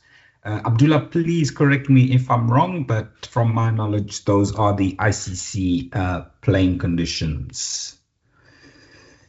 Next question is from Isanula Danish. What is the difference between mock fielding and illegal fielding? Abdullah, we don't see much mock fielding nowadays. Please take us through the difference between mock fielding and illegal fielding. Yes, Tom, since that incident happened in the Aussie provincial competition a year or two ago, and the law was laid out to the player that did the mock fielding, the video went viral, and since that video, I haven't seen much mock fielding going around. So Isanula, there is a difference, and the law also tells us we need to treat them differently, and there are different punishments for mock fielding and illegal fielding. So to start off with illegal fielding, what it is, Tom covered it this evening. It is the law allows you to field the ball with any part of your person, but if you do field it with, let's say, a cap, or you put out your jersey, let's just use a cap as an example, that is an example of illegal fielding. And the punishment which we've covered this evening will be 5 penalty runs, ball not to count, runs completed to count, together with a run in progress at the instant when the illegal fielding happened, that also to count. You need to inform and report. So that's the punishment for illegal fielding. So it's when a fielder fields the ball with not the person or what the law allows, like in my example, using a cap to field the ball deliberately. When it comes to mock fielding, so mock fielding is when a fielder, let's say a batter hits the ball into the to the gully area, the point fielder, or to the third man area, the point fielder then runs around and mocks, or what is an easier word to use, Tom? Fakes. What is an easier word? I don't want to use the word feign. That's another word, but that's also a fake. I think fake would be fake would be a good way to describe it. Yeah. So in my example, if you can just visualize it, the batter guides the ball down to third man. The cover fielder then runs around. Just remember, visualize the ball is going down to third man. So the cover fielder then fake as if he or she is going to pick up the ball, because now the batters, let's say, wanted to take a single, but now the cover fielder, who is nowhere near the ball, but because of angles, the batters can't really see whether it's close or not to the ball. So now that fielder fake as if she's going to pick up the ball, wanting to give the impression to the batters that I'm close to the ball, I'm going to pick up the ball. But meanwhile, that fielder is nowhere near the ball. So now, because of this fake fielding that this point fielder now did, this is now seen as mock fielding, because the intent of this fielder was, I'm going to do this fake fielding to try to stop the batters from taking the single. So that the law sees that as unfair, and the different punishment to illegal fielding. Again, also 5 penalty runs, ball not to count, completed runs to count, run in progress, whether they cross or not, to count. Batters at the wicket decide who's going to face the next delivery. You need to inform everyone and report. So that's the difference between mock and illegal fielding. And as you can see, there's also a difference in the punishment when it comes to those two. Over, Tom. Thank you, Abdullah. Very thorough answer there.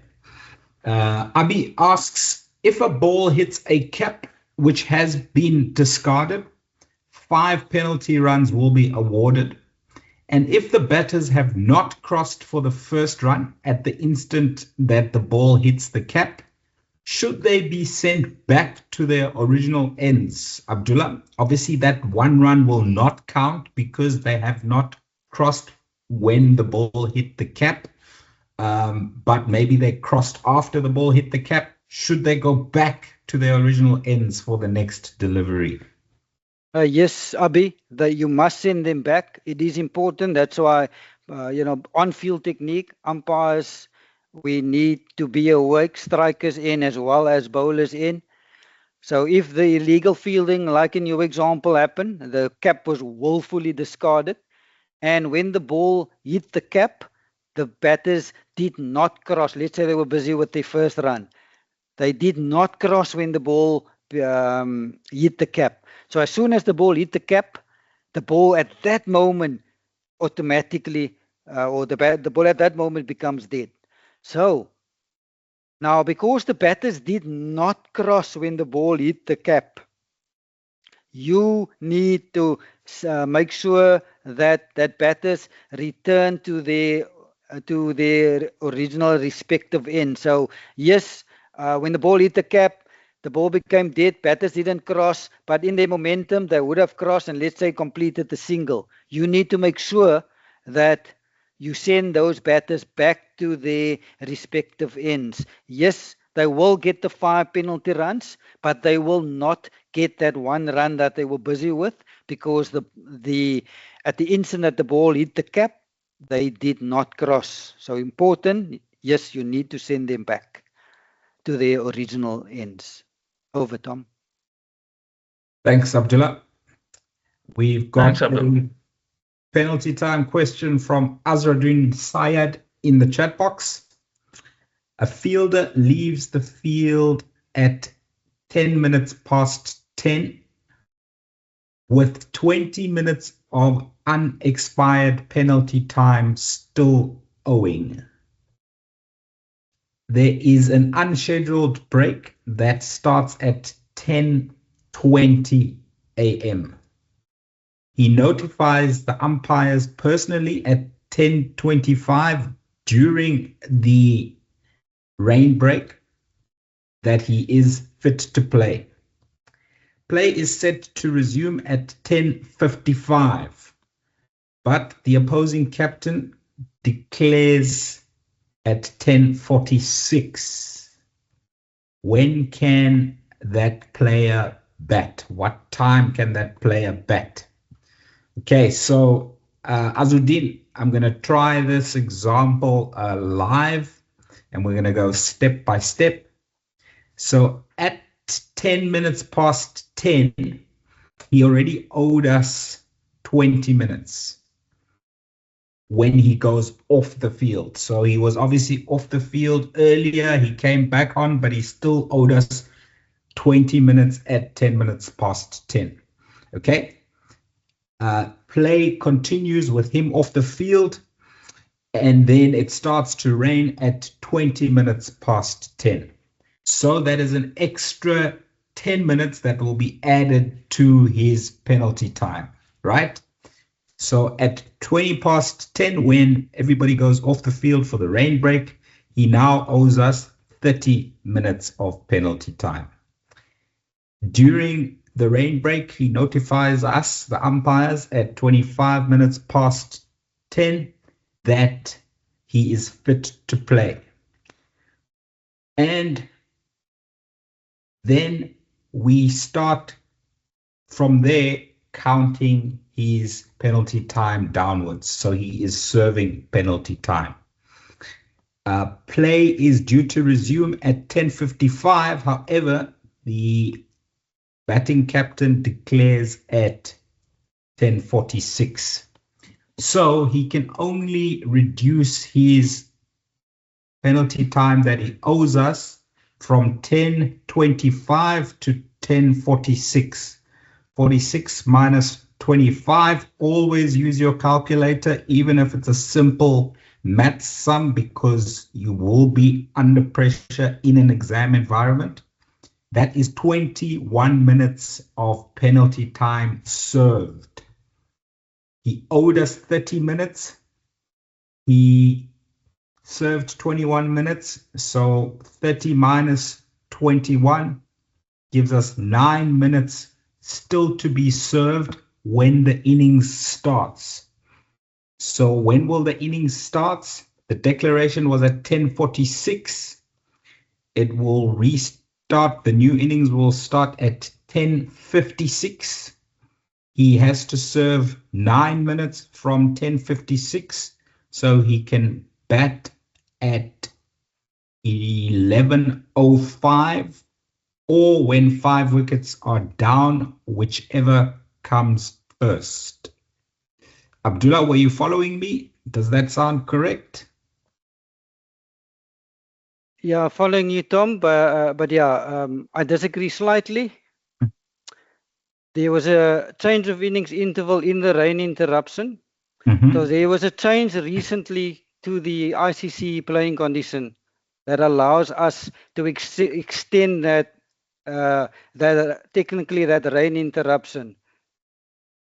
So let's say a few years ago, we would stop at 10:46 when the innings ended because it's a scheduled interval. But now the ICC has decided if there is an innings change in that rain interruption, we will include it as part of the rain interruption. Okay. So that person can actually bat when play resumes. Perfect. Thank you for that update, Abdullah. Looks like we've got another calculation question from Sandeep. In a multi-day match that runs from 10 a.m. to 5 p.m.,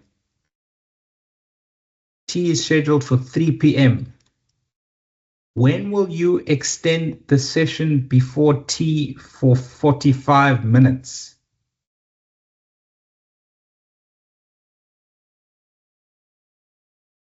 Sandeep, if there's no interruption, why would we extend the session before tea by 45 minutes? I'm not sure I understand that question. Do you want to unmute your microphone and please clarify your question, Sandeep? Yeah, good evening, Tom.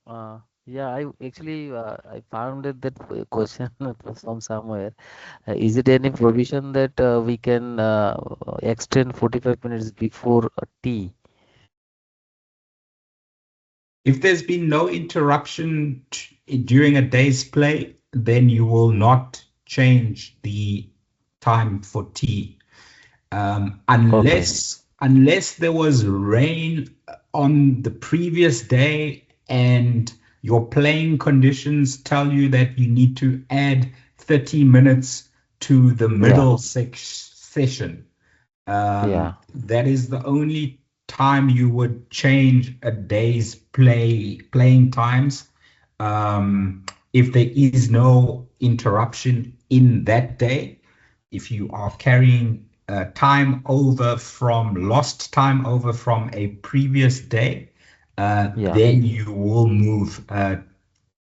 You will make the middle session longer. That is if that is in the playing conditions. Sometimes you make the morning session longer. Sometimes you make the afternoon session longer. That just depends on the playing conditions of the tournament or the match. Does that make sense? Yeah, absolutely. Okay. So do I need to answer the other question in the chat box? Or have I answered?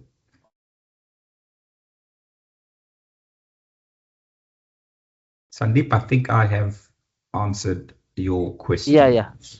Yes. Good. Thank you. Okay. Looks like those are all the questions in the chat box answered.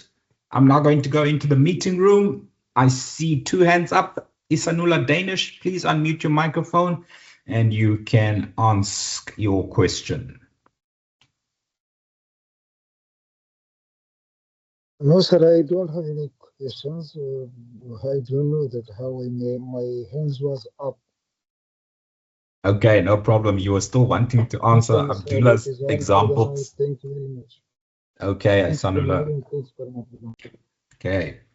Satruguna, your hand is up. Please unmute your microphone. The floor is yours. Yeah, actually, hi Tom, hi Abdullah. I have a query regarding mock fielding and deceiving the batter. So please follow my example. During ball in play, the batter running towards striker end, and the ball at the form of throwing comes to the striker's end, but the wicketkeeper using his hand gestures to deceive the striker, means the batter, towards the striker end, and suggests that the throw is coming to the bowler's end, not at the striker's end. So is this falls under mock fielding or deliberately deceiving the batter? And what according to this I have to act according to laws? Is there any penalty or not? Satruguna, if I understand your scenario, it's very similar to a match between South Africa and Pakistan many years ago where Quinton de Kock pointed towards the bowler's end. The throw was coming from long off, and the striker running back for the second, he thought that the throw was going to the bowler's end, possibly because of what Quinton de Kock was shouting and pointing at. And the ball ended up hitting his stumps at the striker's end. And I think it was Fakhar Zaman who was run out. So the question is, did Quinton de Kock deliberately deceive Fakhar Zaman? Did he say and gesture that the ball was going to the bowler's end when it actually went to the striker's end? It's a judgment call that you, as the 2 umpires on the field, need to make together. So you should come together, discuss what you saw, discuss what you think the intent of the wicket keeper was. And if you feel that there was deliberate deception by the wicket keeper, then you will apply law 41.5. You will call and signal dead ball. You will award 5 penalty runs to the batting side. You will, the runs that were completed as well as the run in progress, even if they haven't crossed, that run will count. And the batters will get to choose who faces the next delivery. So there is quite harsh punishment for deliberate deception, distraction, or obstruction of a batter, but you need to be 100% sure that it was deliberate from the wicket keeper. Maybe he was just talking to his fielders. That can't be deemed as deliberate deception of the batter. Okay, so not an easy one. And we had it as a make the call episode. And it was kind of 50-50, whether it was deliberate deception by Quinton de Kock or whether he was just talking to his fielders. So I hope that answers your question, Satrugana. Yeah, thank you. Thanks a lot. Yeah. You're welcome. Next hand up is Abi. Abi, please unmute your microphone. The floor is yours. Yeah, thanks, Tom and Abdullah.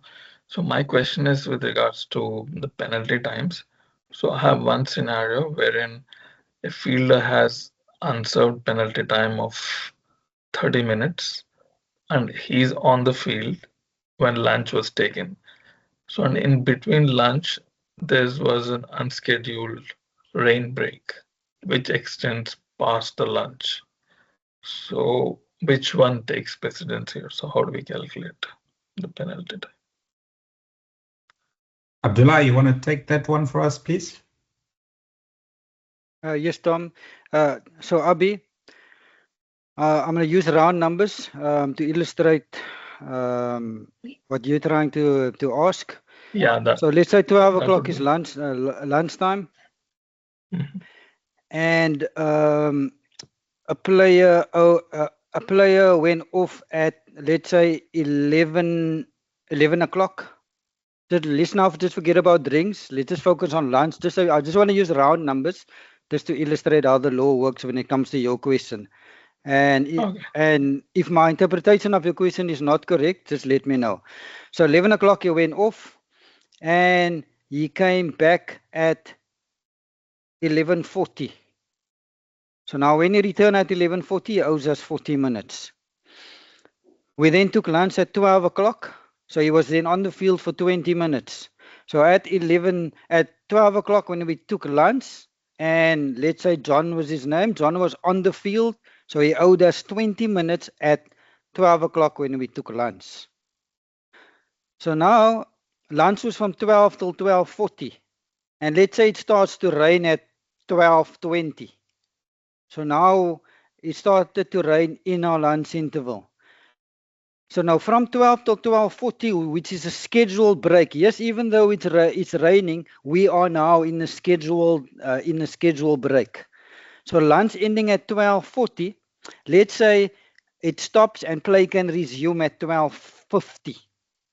So remember, John owed us 20 minutes at lunchtime. Lunch ending at 12:50. Rain, even though it started raining at 12:20, but we still in a scheduled break of our lunchtime. So from 12:40 till 12:50, that 10 minutes is seen as the unscheduled break. And seeing that John was on the field when we took lunch, and the important condition that needs to be met is when play resumes at 12:50, John needs to come back with his side at 12:50. Because what we can then do is that 10 minutes of the unscheduled break, we can subtract it from any penalty time that John owes us, and he owes us 20 minutes. So when play resumes at 12:50, John owes us 10 minutes of penalty time, which is a 20 minutes minus the 10 minutes of the unscheduled break, give us 10 minutes. So he can bowl again at 1 o'clock. Yeah, 1 o'clock. Okay, perfect. Did I answer your question? Yeah, that was perfect, Abdullah. Thanks for that. Okay. And I have one more regarding that. So, what if he doesn't come onto the field when the rain ends? What if he? So the unscheduled rain break will not affect his penalty Yeah, time, right? so that 10 minutes is it's a rain interruption. So no one was on the field. Only penalty time, the definition is playing time that you're not on the field of play. So yes, it rained for 10 minutes.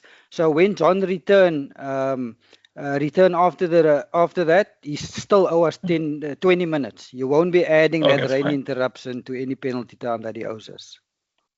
Okay, perfect. And one last thing, Abdullah. What if John was not on the field when going to the lunch break? So now the law wants John to personally informs us when he's fit again. And only from that moment where he personally informs the umpire, that is when you can start subtracting or offsetting the unscheduled break. So we will need to wait for John to personally inform us. And if we don't hear from John, we cannot subtract the unscheduled break from any penalty time that he owes us. Okay. Okay, perfect. That should be perfect. Thank you so much. Okay, you're welcome. Over to you, Tom. Sandeep, you've got your hand up. Please unmute your microphone and go ahead. Yeah.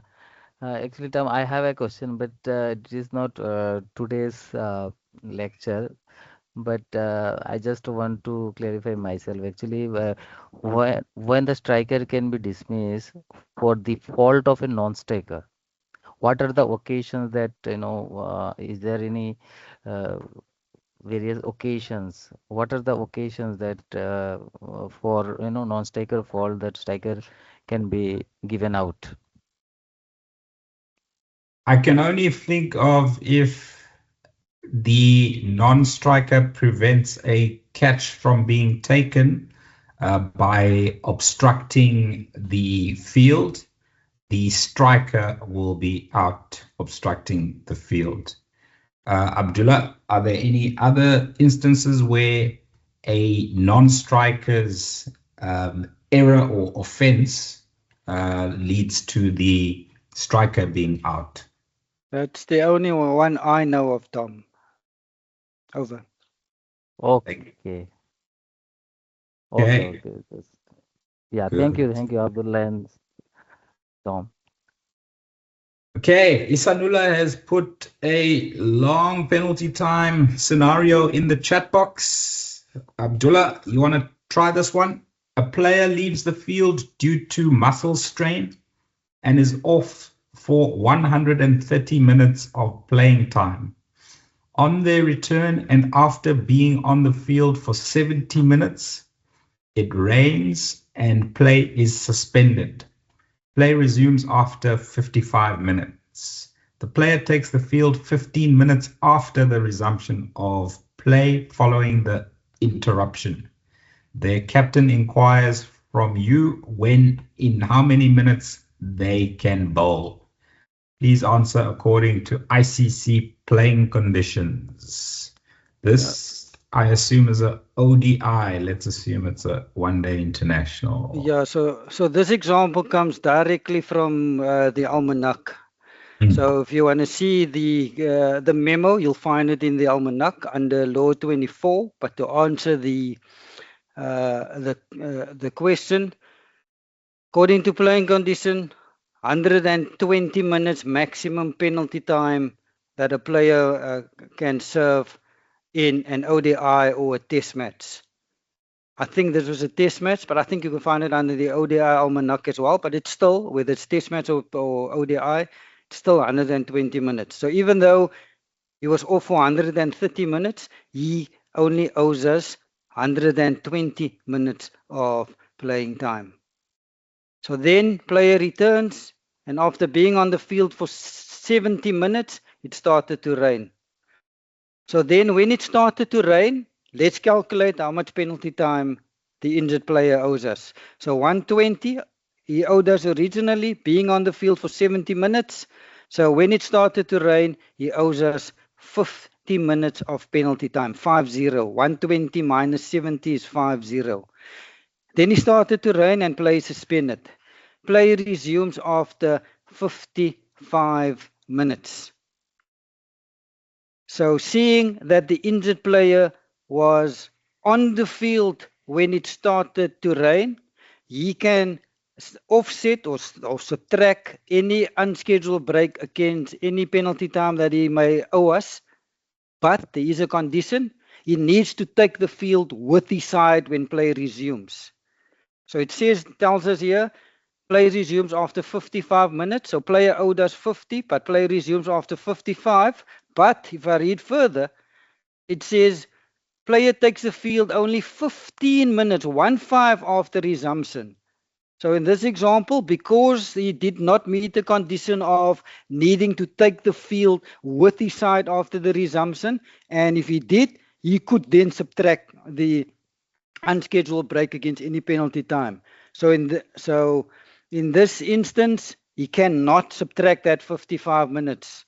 So now what you need to do is, he was off for another 15 minutes. So you now need to add this 15 minutes to this 50 minutes that he owes us.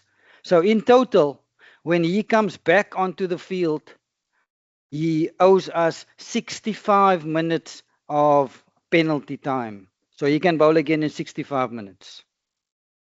6-5, Tom. Thanks, Tula. Well done. Isanula, you've got your hand up. Please unmute your microphone and go ahead. Yes, sir. Yes, Tom and Abdullah, I'm so sorry that I'm taking your time. Yes, I took the question from Almanac in ODI, but sir, my doubt is about that the fielder was up at 130 minutes. Yes, the maximum time is 120, and he was on the field for 70 minutes.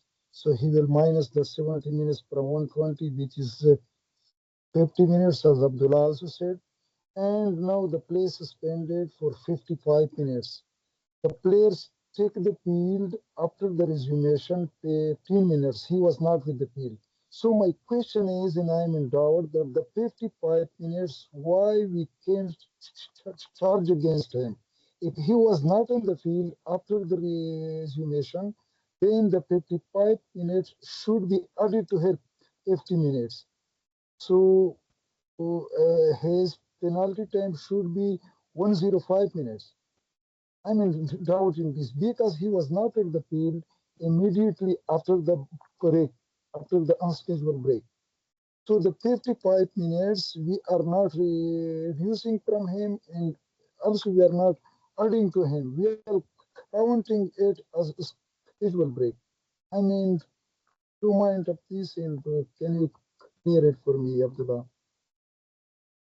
Abdullah, why are we not adding that 55 minutes to penalty time that the player owes us? Please give us that perfect definition of penalty time that you gave earlier. So Isanula, the definition of penalty time is playing time that a player is not on the field of play. So that 55 minutes while it was raining, there was no one on the field. And because there's no one on the field, you cannot be adding that 55 minutes to any penalty time that a player owes us. So that's the reason. Playing time, the definition of penalty time is playing time, not on. That 55 minutes, it was raining, so no one was on the field. But sir, the 55 minutes should be cut from his time because he was on the field before this suspension. I agree with you, but the law is clear when it comes to when you can subtract the unscheduled break. Yes, he was on the field of play, but there is a condition that the law clearly states. When play resumes after the rain interruption, you must come back with your side to be able to offset or subtract any unscheduled break against penalty time that the player owes us. So because this player did not meet that condition, he did not come back with his side. That's why he could not subtract the penalty time against any playing the unscheduled break against any penalty time that he owes us. That's the reason why the law is clear. You must come back with your side to be able to subtract it. He didn't, hence he cannot subtract it. Sir, if you don't worry, I have another question in that also. You first said that the penalty time is only the playing time. But if the fielder was not on the field before the suspension, then the time of suspension would be counted for him as penalty time also. No, Isanula. While it's raining, you cannot add any rain unscheduled break and add it to penalty time. Penalty time is only playing time that he was not on the field of play.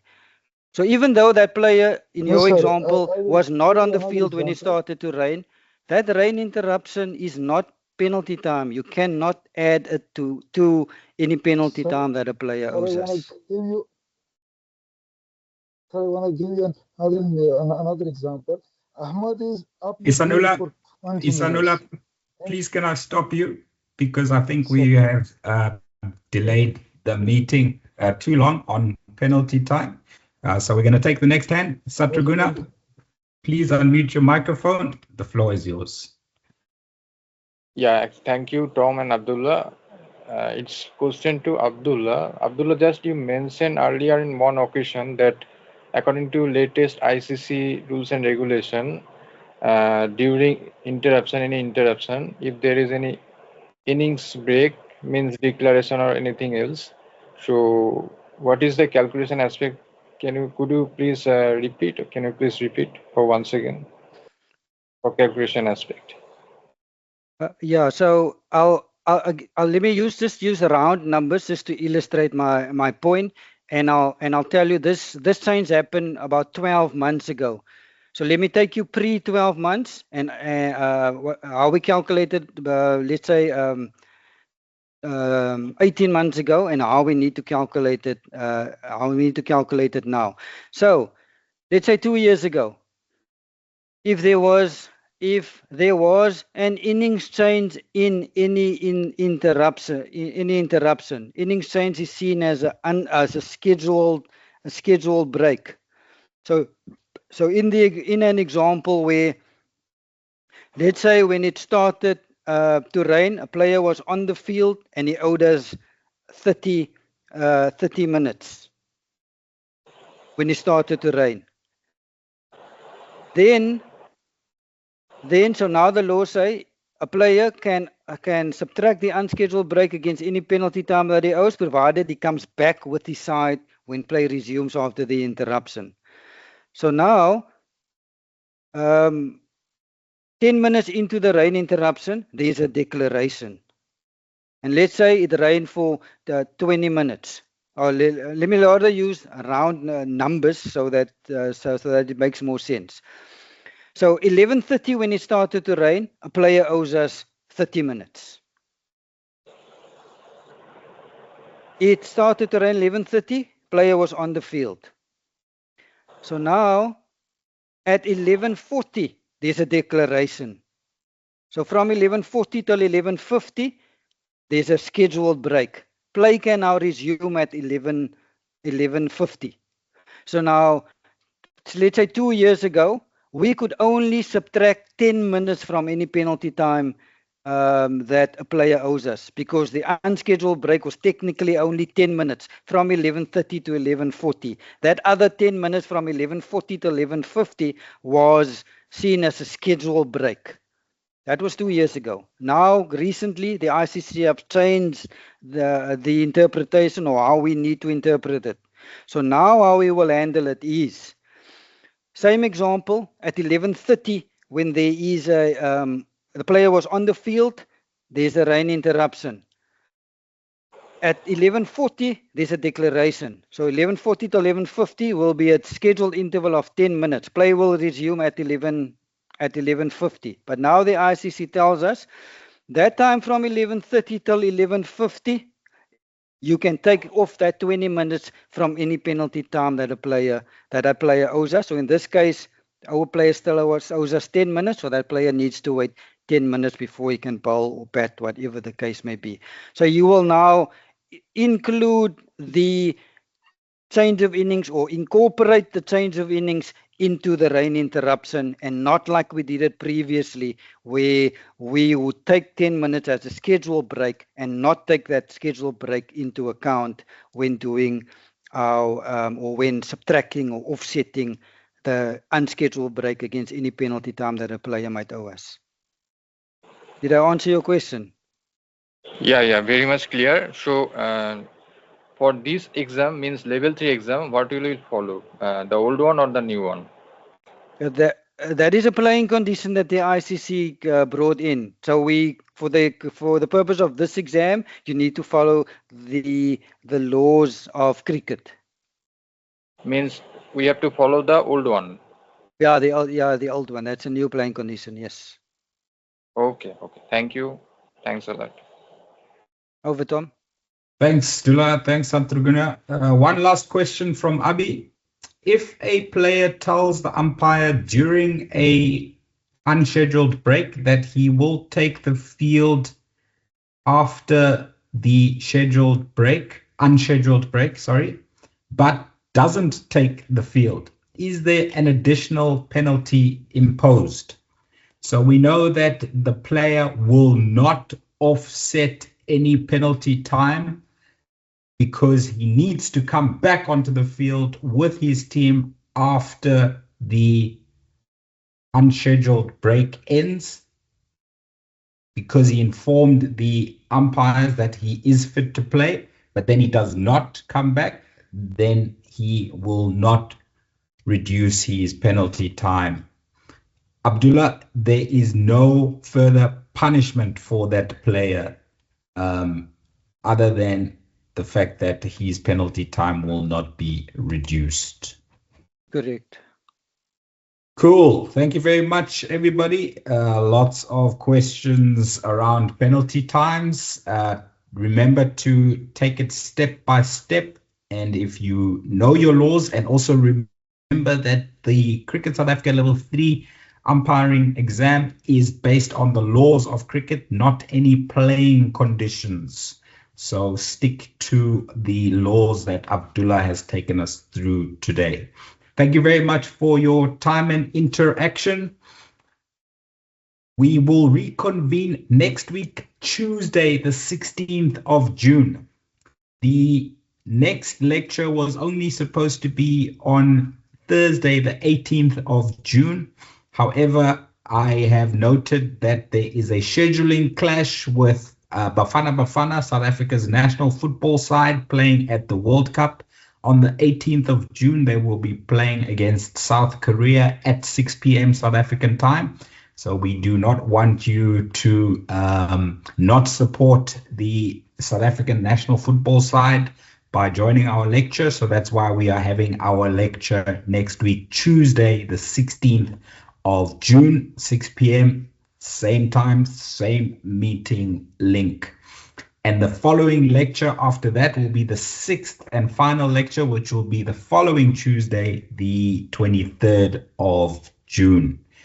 Have a great weekend when it comes. The Women's ICC T20 World Cup starts tomorrow, England against Sri Lanka. Enjoy that. Have a great weekend. Thank you once again for your attendance and interaction. Have a good day further. Thank you and goodbye. Thank you, both of you. You're welcome. Thank you, Tom and Abdullah. Always a pleasure. Cheers, Good NSC. night. All right. Good night. Good night. Good night, sir. Thanks, Tom and Abdullah. Take care. Cheers, Abid.